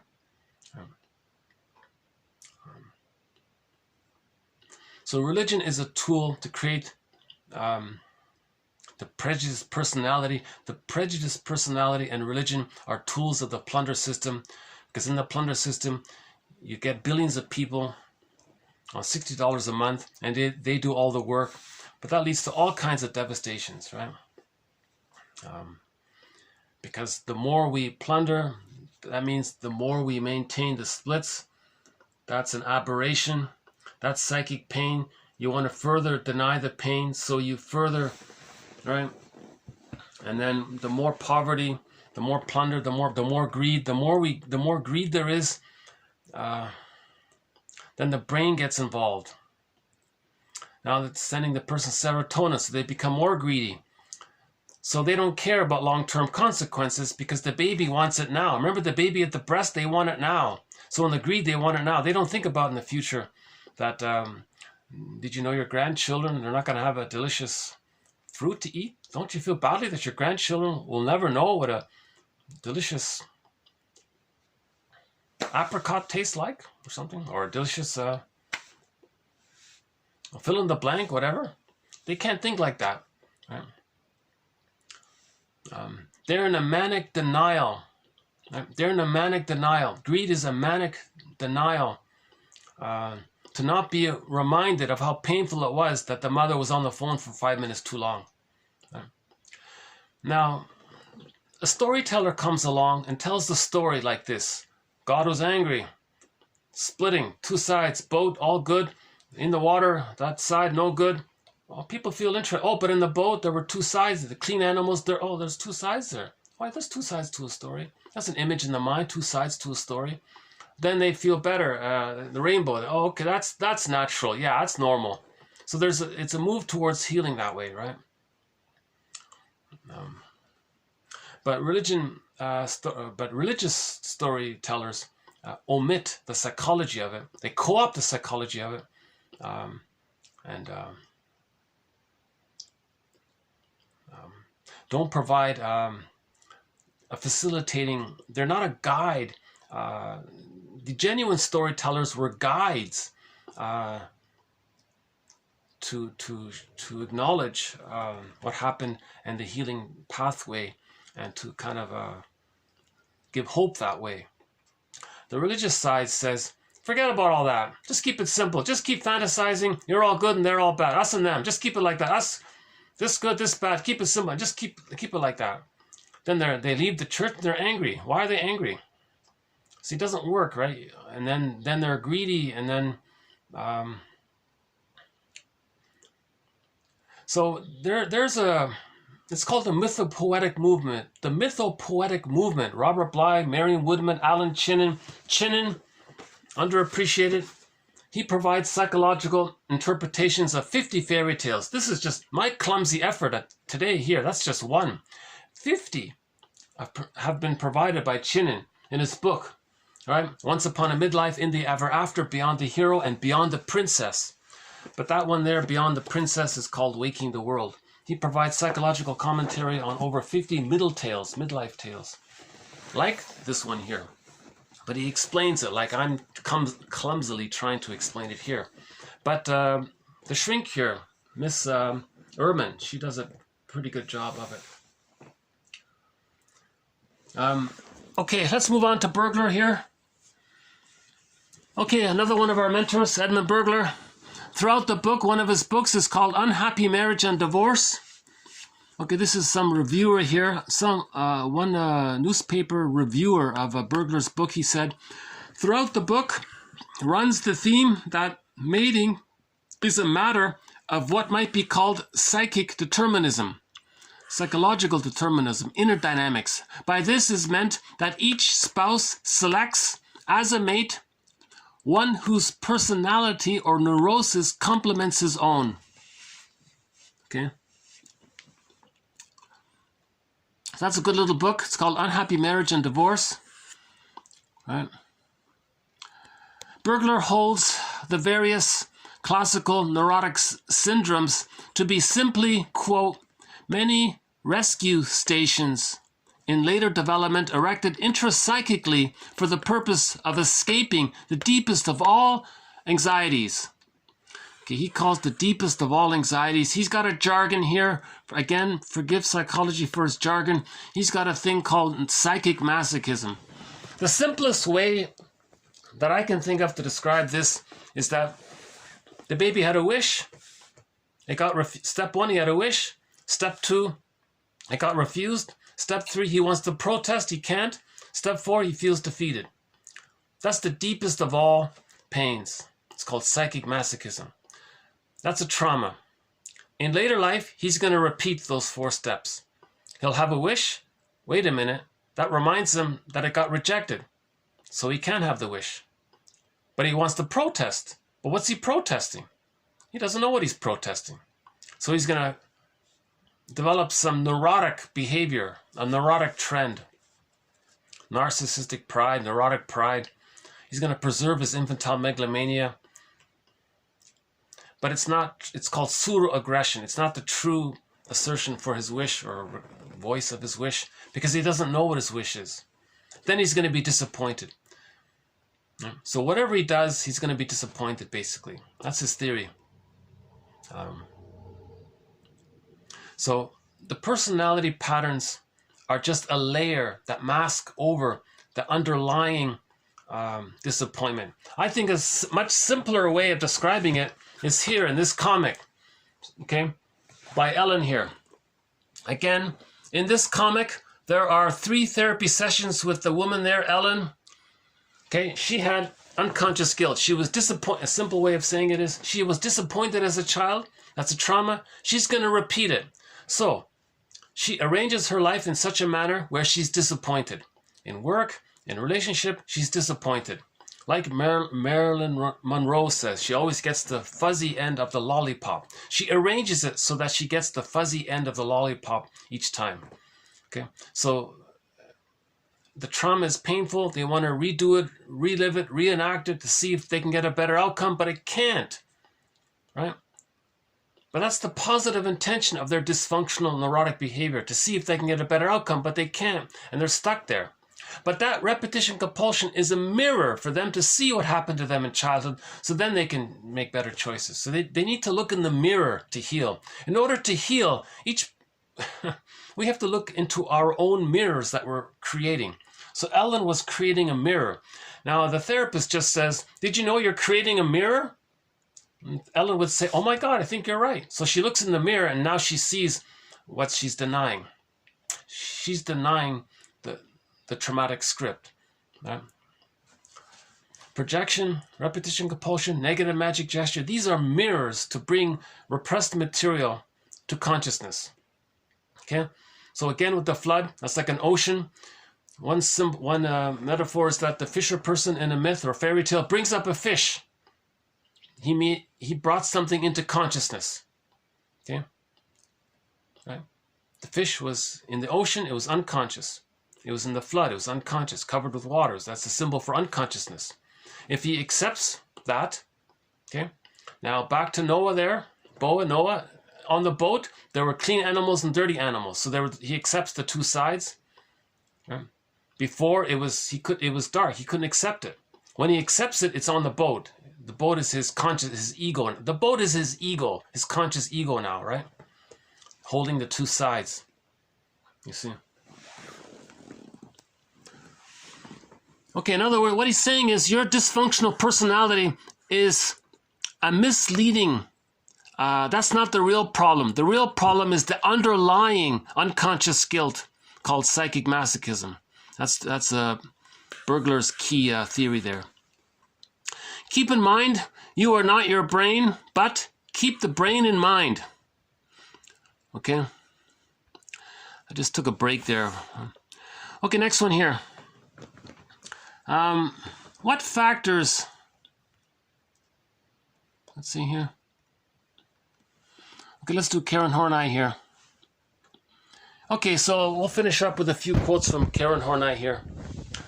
If this video cuts out suddenly, there will be a part 2. Otherwise, I'll try to see if I can get it all in. Maybe we'll just take a quick break here. Hold on a sec. Oh yeah, nice day today. Yeah, this is one of the clearest, brightest days we've had in a while. That's a nice day today, yeah.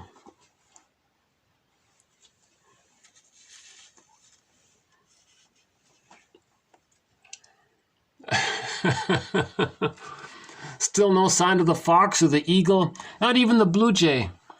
It's just the crow. Okay.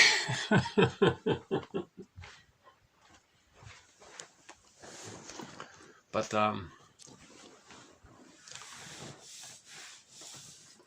okay, one of our mentors here, Karen Horney. Okay, what factors constitute a neurosis? Okay, again, remember, neurosis. Hold on a sec. Neurosis may be regarded as an attempt to cope with life under difficult internal conditions. Again, neurosis, dysfunction may be regarded as an attempt to live life, but under difficult internal conditions, a painful traumatic script, painful memories. We're trying to heal these memories, okay? So we don't want to live life. We don't want to try to go through life with all of these painful memories, right? Stored in the body and body armor and physical symptoms and all of these anxieties about things and fear of intimacy, fear of making an I statement because of these difficult internal conditions. So we're trying to heal these difficult internal conditions. We want to make the internal theater peaceful and harmonious as much as possible, right? So what factors contribute to a neurosis? Well, first we have babyhood fears. Then we have the residues of these fears, i.e. the defense mechanisms against the fears, and then things in the present that might trigger us. Okay? So to their needs, the child feels exposed to frustrations and limitations, or even worse, to the inconsistent mixture of indulgence and harshness. Okay, indulgence, the mother rewards regression. Harshness, she punishes autonomy. Okay, this is an inconsistent admixture of indulgence and harshness. The baby, this is the mother's response to the baby's needs. Okay, if the baby has a positive need, he's punished. If the baby has a need to reinforce the regression, then she's indulged. Expressions, some others unfortunately do this. This is called the Jocasta style of mothering, one of the threads in our series. Expressions, now there'll be some kind of rebellion by the baby. Now the baby might rebel about this, rebellious spirit. The baby, the feeding difficulties, anorexia maybe, a bedwetting, temper tantrum, and a whole host of other things. Okay? So the baby's going to rebel in some way. No human being can stand living under the continuous stress of these kind of vague, unconscious fears. And then automatically, reflex-like, we build up certain defenses, the aim of which is to protect us against having these fears aroused. Okay, we might repress them, we might project them, we might avoid situations that would trigger us, and so on. And then we cherry pick. We stress and favor the development of certain character trends or personality trends or personality traits which are likely to check in the traumatic script. Okay, so we develop neurotic trends, be a pleaser, go against people, avoid people, right? Overly take care of people, overly avoid people, overly be against people, these kinds of things, right? We may now develop neurotic symptoms. Now the body bears the burden, or personality symptoms, right? When these trends fail to operate, oh my God, then we feel the anxiety arise. You see?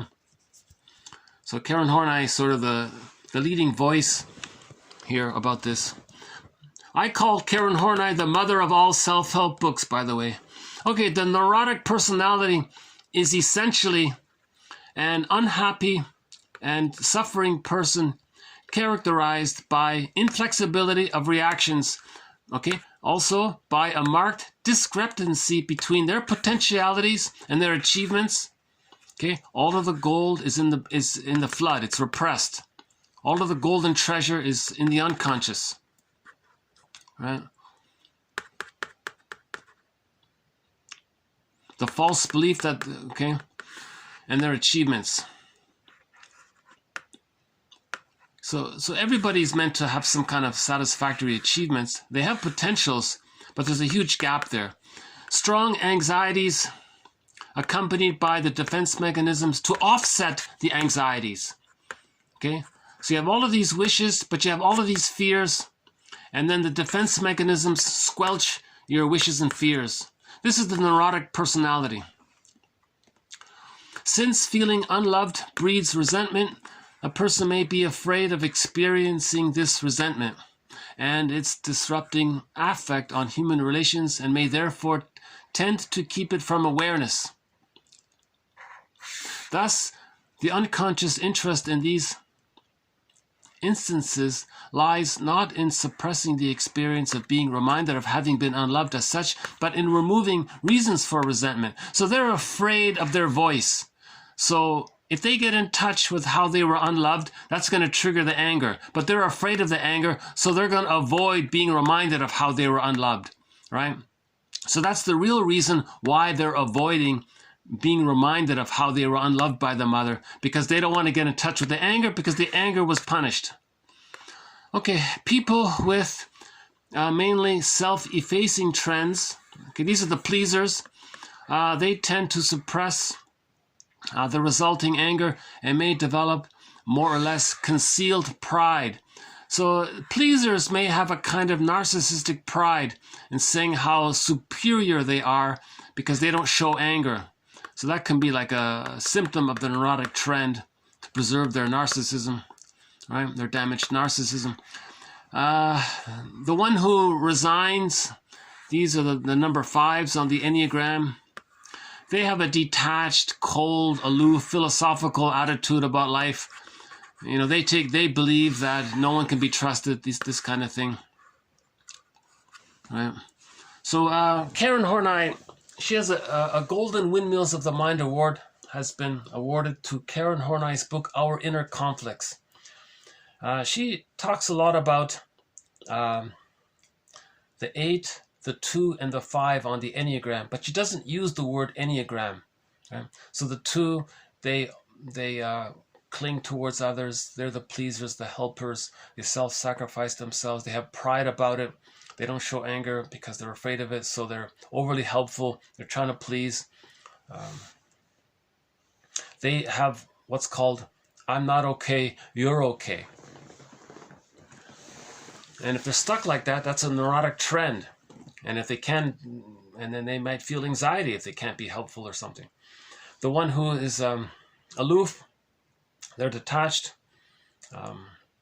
anything that knocks on their, if another person has any request on them, that's an impingement. They feel anxiety. They're the turtles, put it that way. They're the turtles, right? And they're hiding in their shell. And then you got the bully pattern. Their manic defense is power and control. Because if they control someone else, they might be able to get others to be a symbolic breast. Now they have someone they can hate and someone who can be there, giving them due consideration constantly, but it never works. So they're stuck like that. So those three are neurotic. Yeah? A healthy person can do those three things in a healthy way. They can move towards others in a warm and friendly way. That's moving toward. They can, if they're tired, need a rest, they can withdraw for a natural rest. If they have to speak up and make an I statement, that's the assertive one. Yeah. So Karen Horney's model is moving toward, moving away, moving against.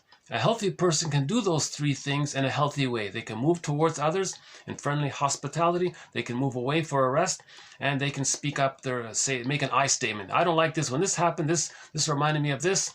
I want communication. I value mutuality. How do you hear me say it? I see. So what I said triggered you. Can you make an I statement? They make an I statement. And they say, okay, so when I made my I statement, that reminded you that when you were a child, you had a need, it didn't get met, and those feelings came up.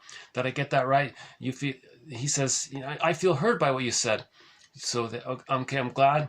And then they make I statements. So that's moving. That's the expansive one. It's not against. They're assertive. If it's neurotic, it's against. If it's healthy, it's just self-expression. It's assertive, not hurting anybody. You're just expressing your truth, right?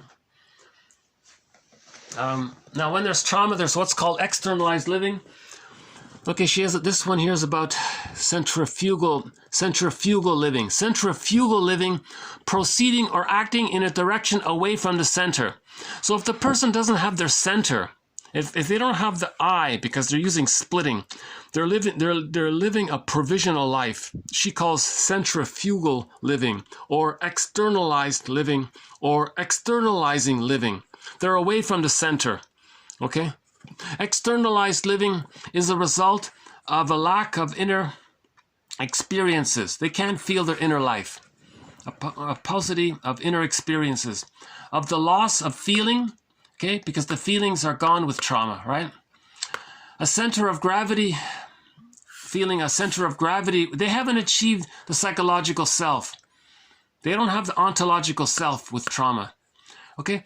The absence of feeling oneself as a determining factor in one's own life. So they don't have genuine self-agency, real self, because they don't have the real self.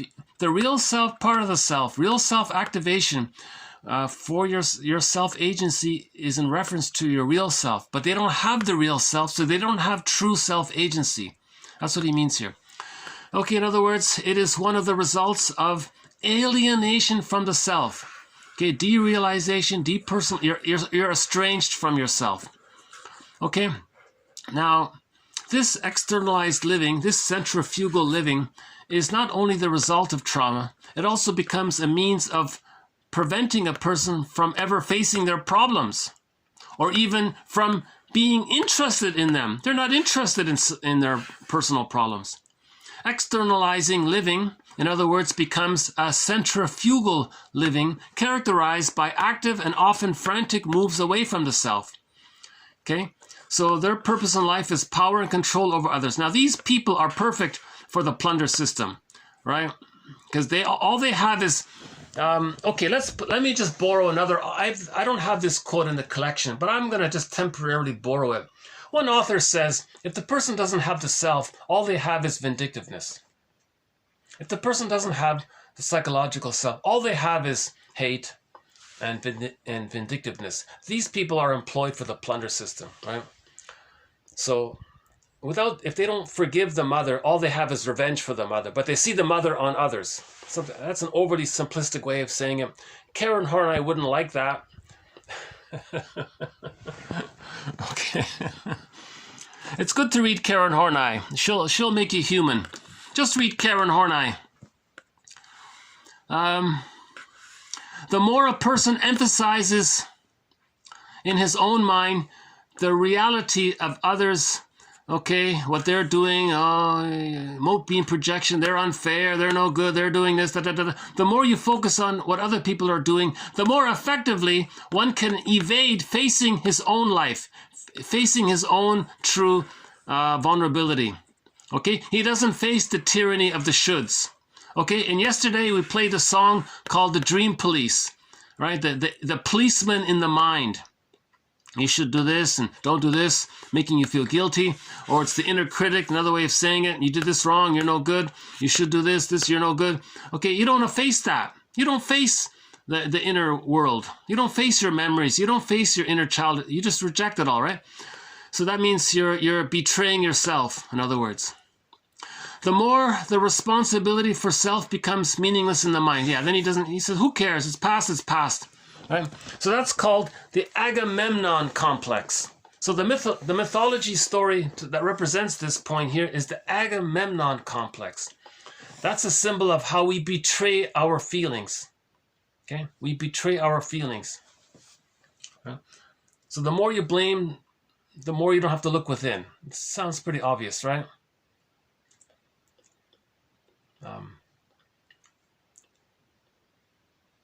Back to that quote at the beginning of this video. The solution is that wise man, that in ancient times, the guy with the long beard and the long gray hair, he said, when I walk, okay, here's the answer. A wise man, he said, when I'm in a party of 3, I always have teachers. To the one person in this party that I admire, the traits that I see that I like, I emulate them. I learn from him. I like it. I want to emulate that. I want to learn from him.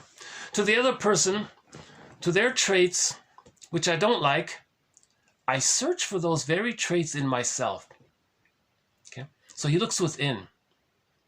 He doesn't say, those negative traits in that other person, let's just focus on that and let's just keep on saying how bad it is and how no good, he's doing this bad.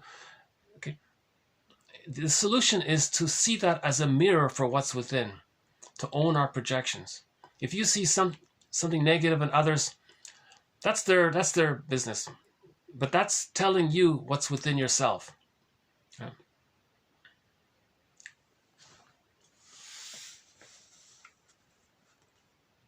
If you constantly externalize, that's called centrifugal living or externalized living or externalizing living. Right? This is a symptom of alienation from the self. Because the baby didn't get the self.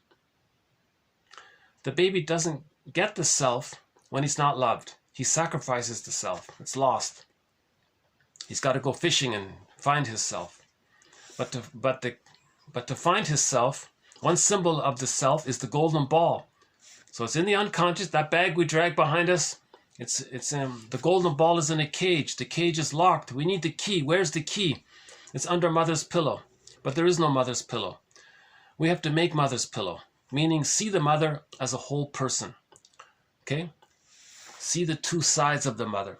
The mother would have loved the baby if she could have. She would have if she could have. That's one side. Now she didn't. That's the other side. Can you hold the 2 sides? Like in the boat, the 2 sides, the clean animals and the dirty. Can you hold the 2 sides? You got to get to that place where you hold the 2 sides. Okay, that's creating, so the boat is like a circle. It's a round, the boat, roundish, right? When you create some symbol of wholeness, then you find the key under mother's pillow, then you can open the cage and get the golden ball. When you have the golden ball, then you have the I. Then you have the self. When you have the self, you can own your projections. And when you have the ontological self, that's called the psychological birth. Okay. Remember, the psychological birth of the baby doesn't automatically happen with the biological birth.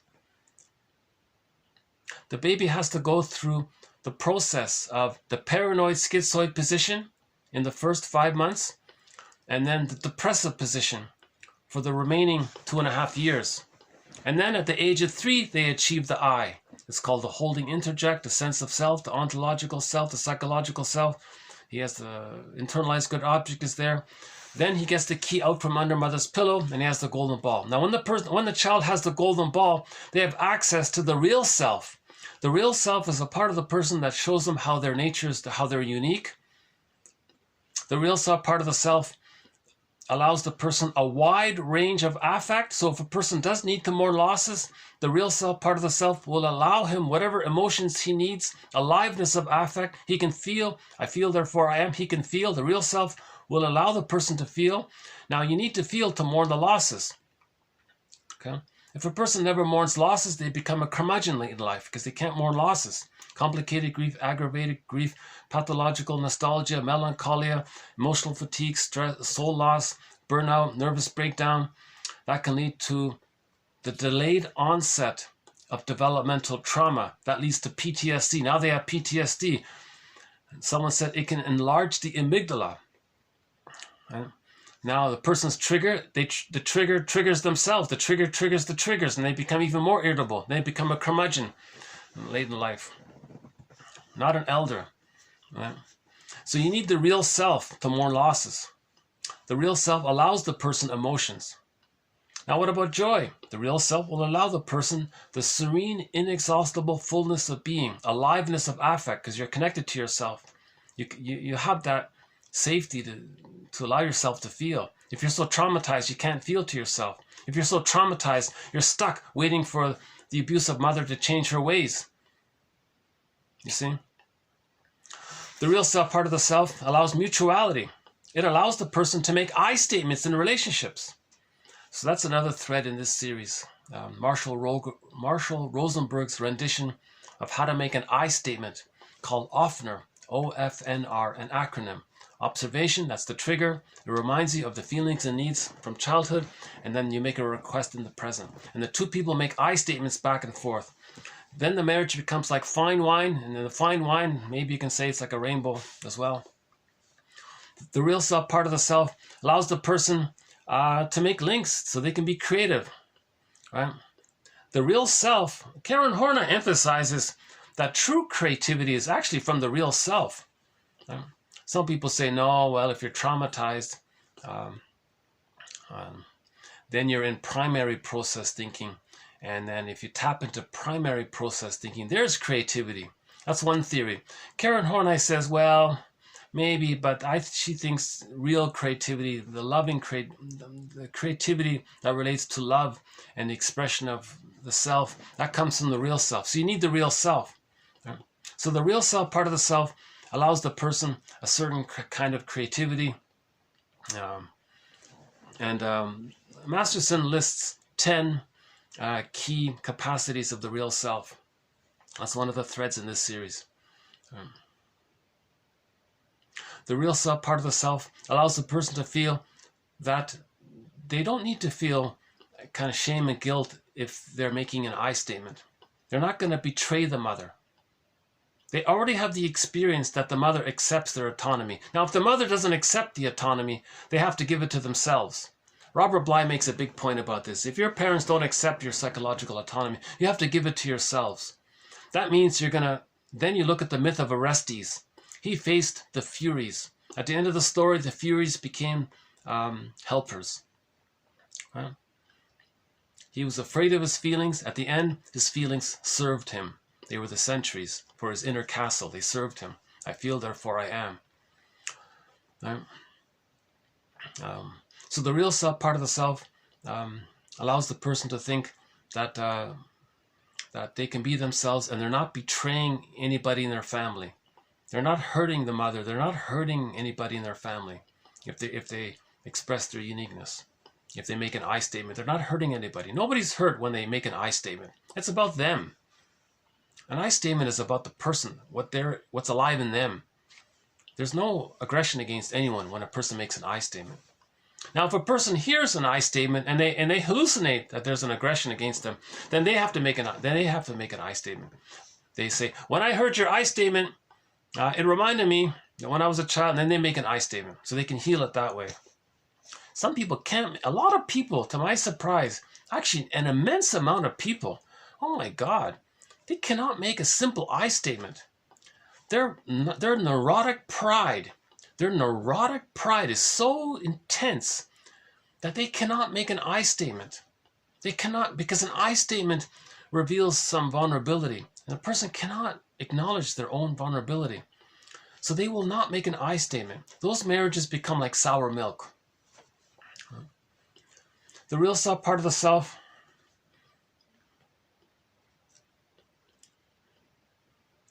allows for intimacy. In the marriage, they can get close. It allows tenderness, affection. It allows gratitude. They feel appreciation. If a mistake is made, they can repair it. They feel badly and they can repair it. Reparation is there. The human side of human beings is most available through the real self, part of the self. You know. So we're looking for the golden ball. We got to heal the splits. We do that by forgiving the mother, by seeing the two sides of the mother. If we don't see the two sides of the mother, that's the paranoid schizoid position. If we see the two sides of the mother, we move to the depressive position. That term, depressive position, just means you feel care and concern, and if you hurt someone you love, you might feel a little badly about it. That's all it means. It doesn't mean depression, nothing like that. So the term isn't the best, but we're sort of stuck with it. Okay, let's do one more here from our mentor, Karen Horney. I like this. This is one of my favorite quotes from Karen Horney. I'd like to highlight this one here, TQ 2035.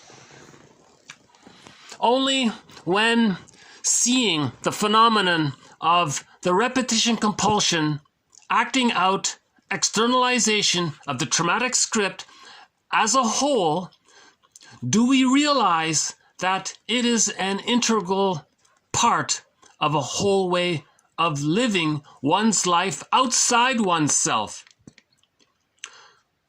Only then, okay, so only when, only then do we realize that it is a person's overall defense against coming face to face with himself and his own problems. Okay, again, only when seeing the phenomenon of the repetition compulsion, acting out, okay?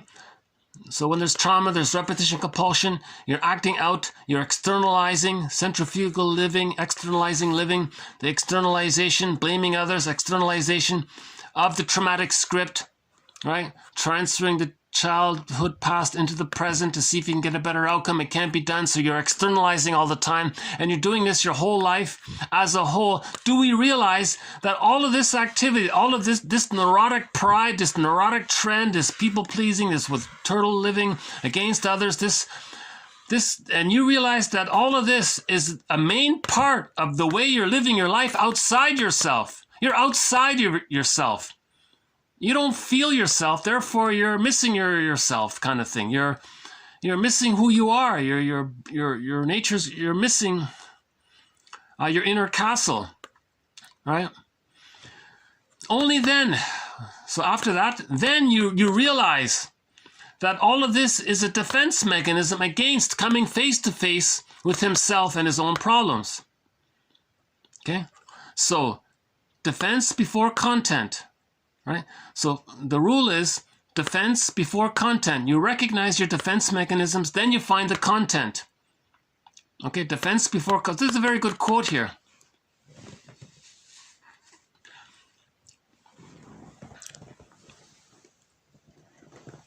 And all along the way, while a person is living outside of themselves, so to speak, there's an inner voice.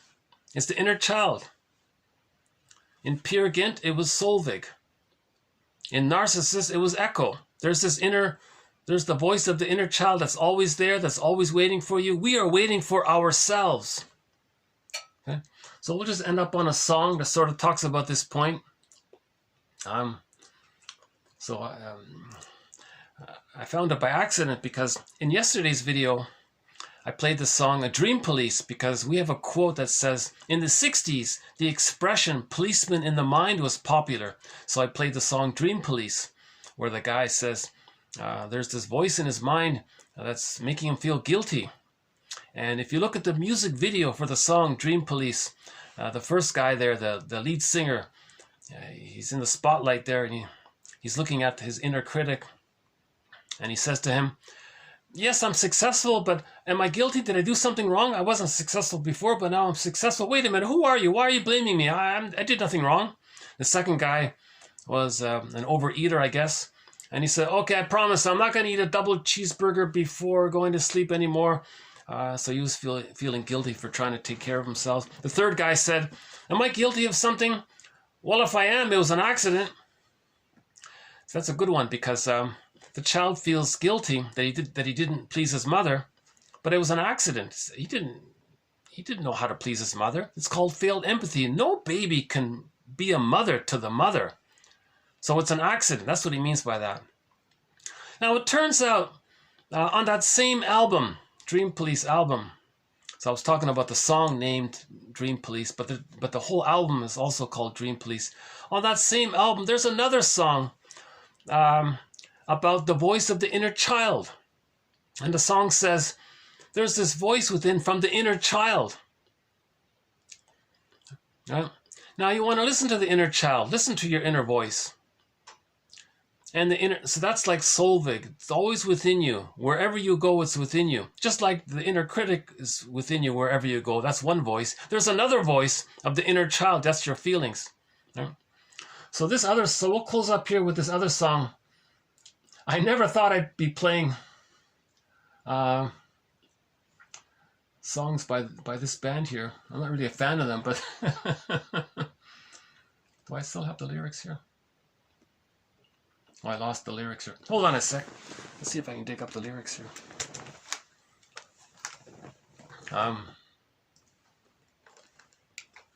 So in this song called Voices, they were saying that there's a voice that's your inner child, and the inner child says, I'm here, and can you listen to me, and can I be a part of you? And the inner child says, I need you, means himself. We're waiting for ourselves.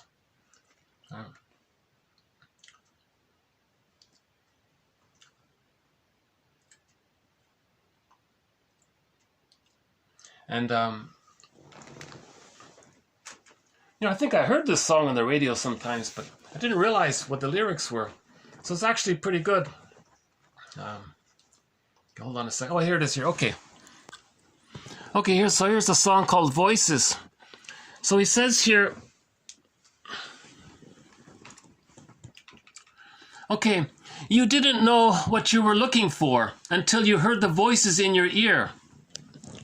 It's a little confusing when he says that, because when you first hear that, you mean, the person is stressed out, someone said something to him and it bothered him and he's repeating it, he's like obsessive, he said this and he's repeating voice.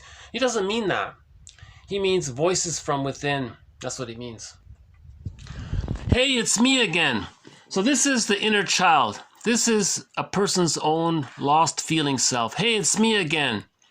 Your feelings, your inner child of the past, plain to see again. Please, can I see you every day? So your inner child wants to have a relationship with the adult you. Now the inner child says, is it foolish for me to trust you? You betrayed me before. I was betrayed, now you betray me. Well, here I am. Am I going to be a fool again to trust you? I love you, inner child, I need you, I love you. Please, can I see you every day? Please, can you relate to me every day? Can you relate to your feelings every day? Now, the narrator says, we don't know what we're looking for. What are we looking for in life? What do people want? Well, we want our inner child. And you didn't know what you were looking for until you heard the voices in your ear, meaning the voice of your inner child when you were a baby, the voice of your inner child when you were 1 year old, the voice of your inner child when you were 2 years old, when you were 3 years old, when you were 4 years old, when you were 5 years old, etc. These are the voices. Okay, these voices are from the inner child at different stages of development. You had different needs during different times of development. These are the inner voices. Okay? You didn't know what you were looking for till you heard the voices in your ear, the needs, the feelings, right? Now, the inner child says, Look, the words don't come out right. I don't know how to exactly tell you what I need. All right? I try to say it, oh so right. I hope you understand my meaning. He's talking to himself. His inner child says, please listen to me, please love me, please hear me. Hey, it's me again. I need you. I need you every day. Okay? So, you didn't know what you were looking for in life until you heard the voices in your ear. Right? I remember every word you said. I remember voices. Okay?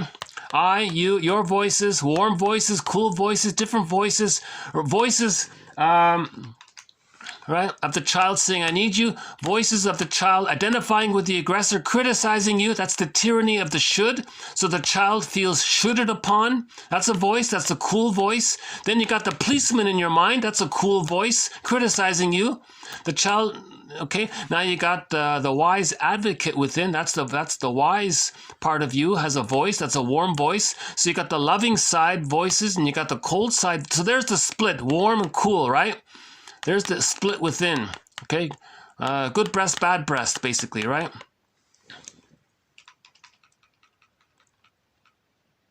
That's about it, yeah. Okay, so there's another sign of the split. You want to face the voices within, the warm voices and the cold voices. The warm voices, the memories of being loved, the memories of you, your own wisdom of the within. That's the wise advocate voice within. The cry of the child, that's a plea for love, that's within, that's a warm voice. There's the cold voices, there's the memory of the mother rejecting. There's the inner critic comes from that. Now the child identifies with the aggressor, so he can be berating himself. So he needs help here. So every day, the inner child is saying to the adult us, can we have a daily connection? Can we have a link there? That's what that song means, I believe. That's my opinion here. I have no idea if anybody else has noticed that or commented on that, but that's my take on it. Here's a live version of it.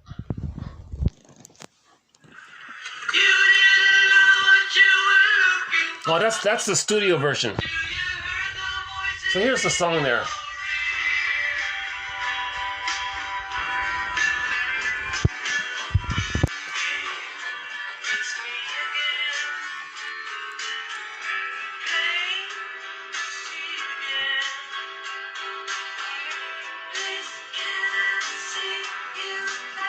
So the inner child is saying, can I see you and can you see me every day?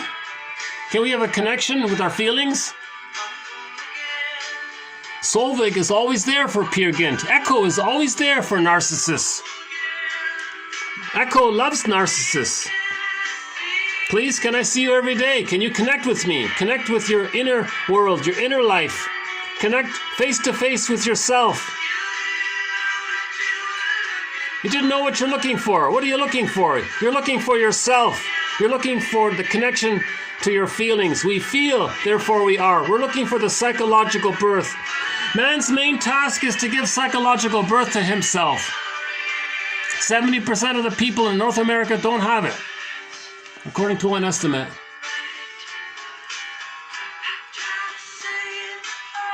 See, the inner child speaks a confused language.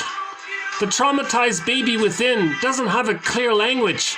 It's just these vague sensations, these vague feelings. There's the crow. The crow, according to one indigenous culture, is a very wise bird.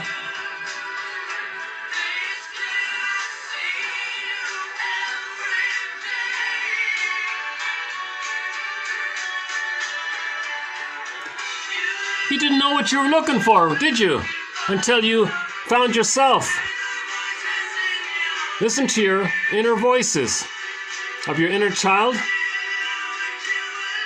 How the child within identified with the aggressor, and we do to ourselves what our mothers did to us. So we criticize ourselves. That's the inner policeman. Then you listen to the song Dream Police on the same album. Arresting new album. Here's the crow. Now available on Epic Records and tapes. That's the studio. There's a live. I'll play the live one a bit in the background. Let's see here.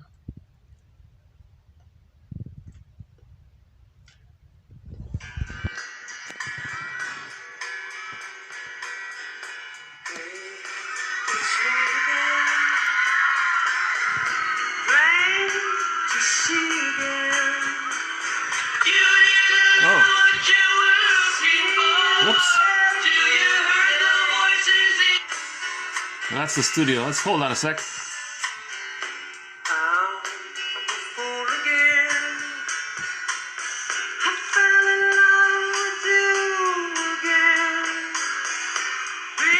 So your inner child is trusting you now. You're trusting yourself. That's self-trust. You're giving yourself self-trust.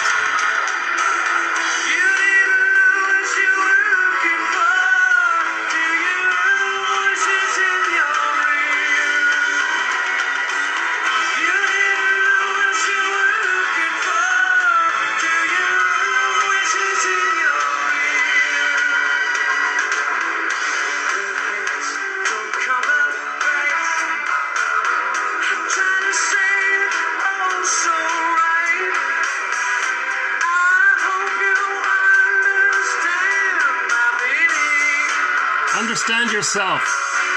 Try to understand yourself. Why do you feel this way?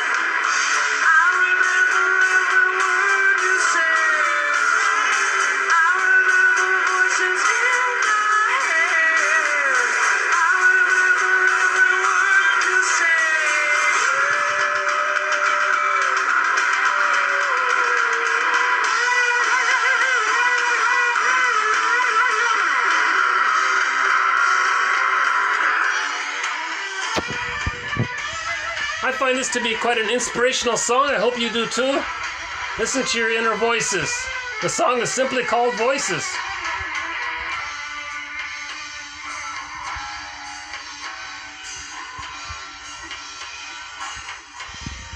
Should we finish it up here?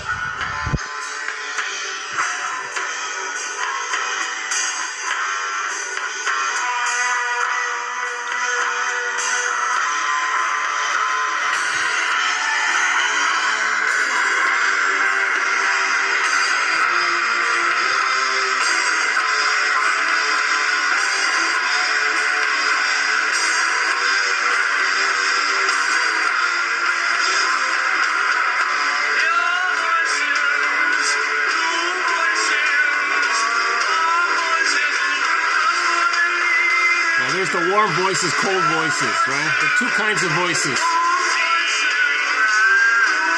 So the different kind of voices within, right? There's the positive, supportive voices. That's the memories of being loved. There's the wise advocate within. That's the wisdom of the innate. That's yourself. But then there's these cold voices. You know? The misunderstanding the child makes. The child creates false beliefs. That's a cold voice.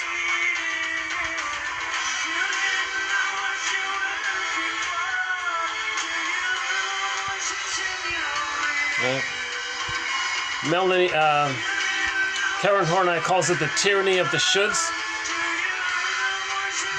With the trauma comes the false self. With the false self, there are neurotic trends. That leads to neurotic pride. With the neurotic pride, there's the what you were looking for. Do you hear the voices in your ear?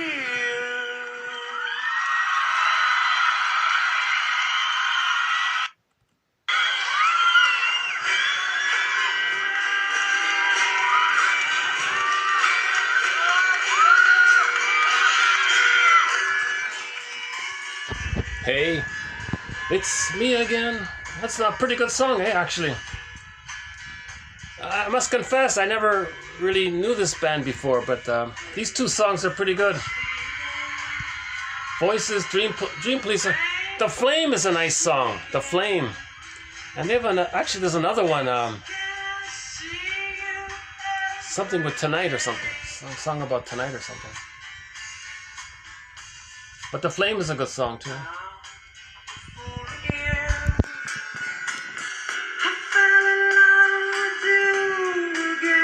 So this is the relationship between you and yourself. This song is about the relationship between you and yourself. That's what we're looking for. The connection to our sense of self.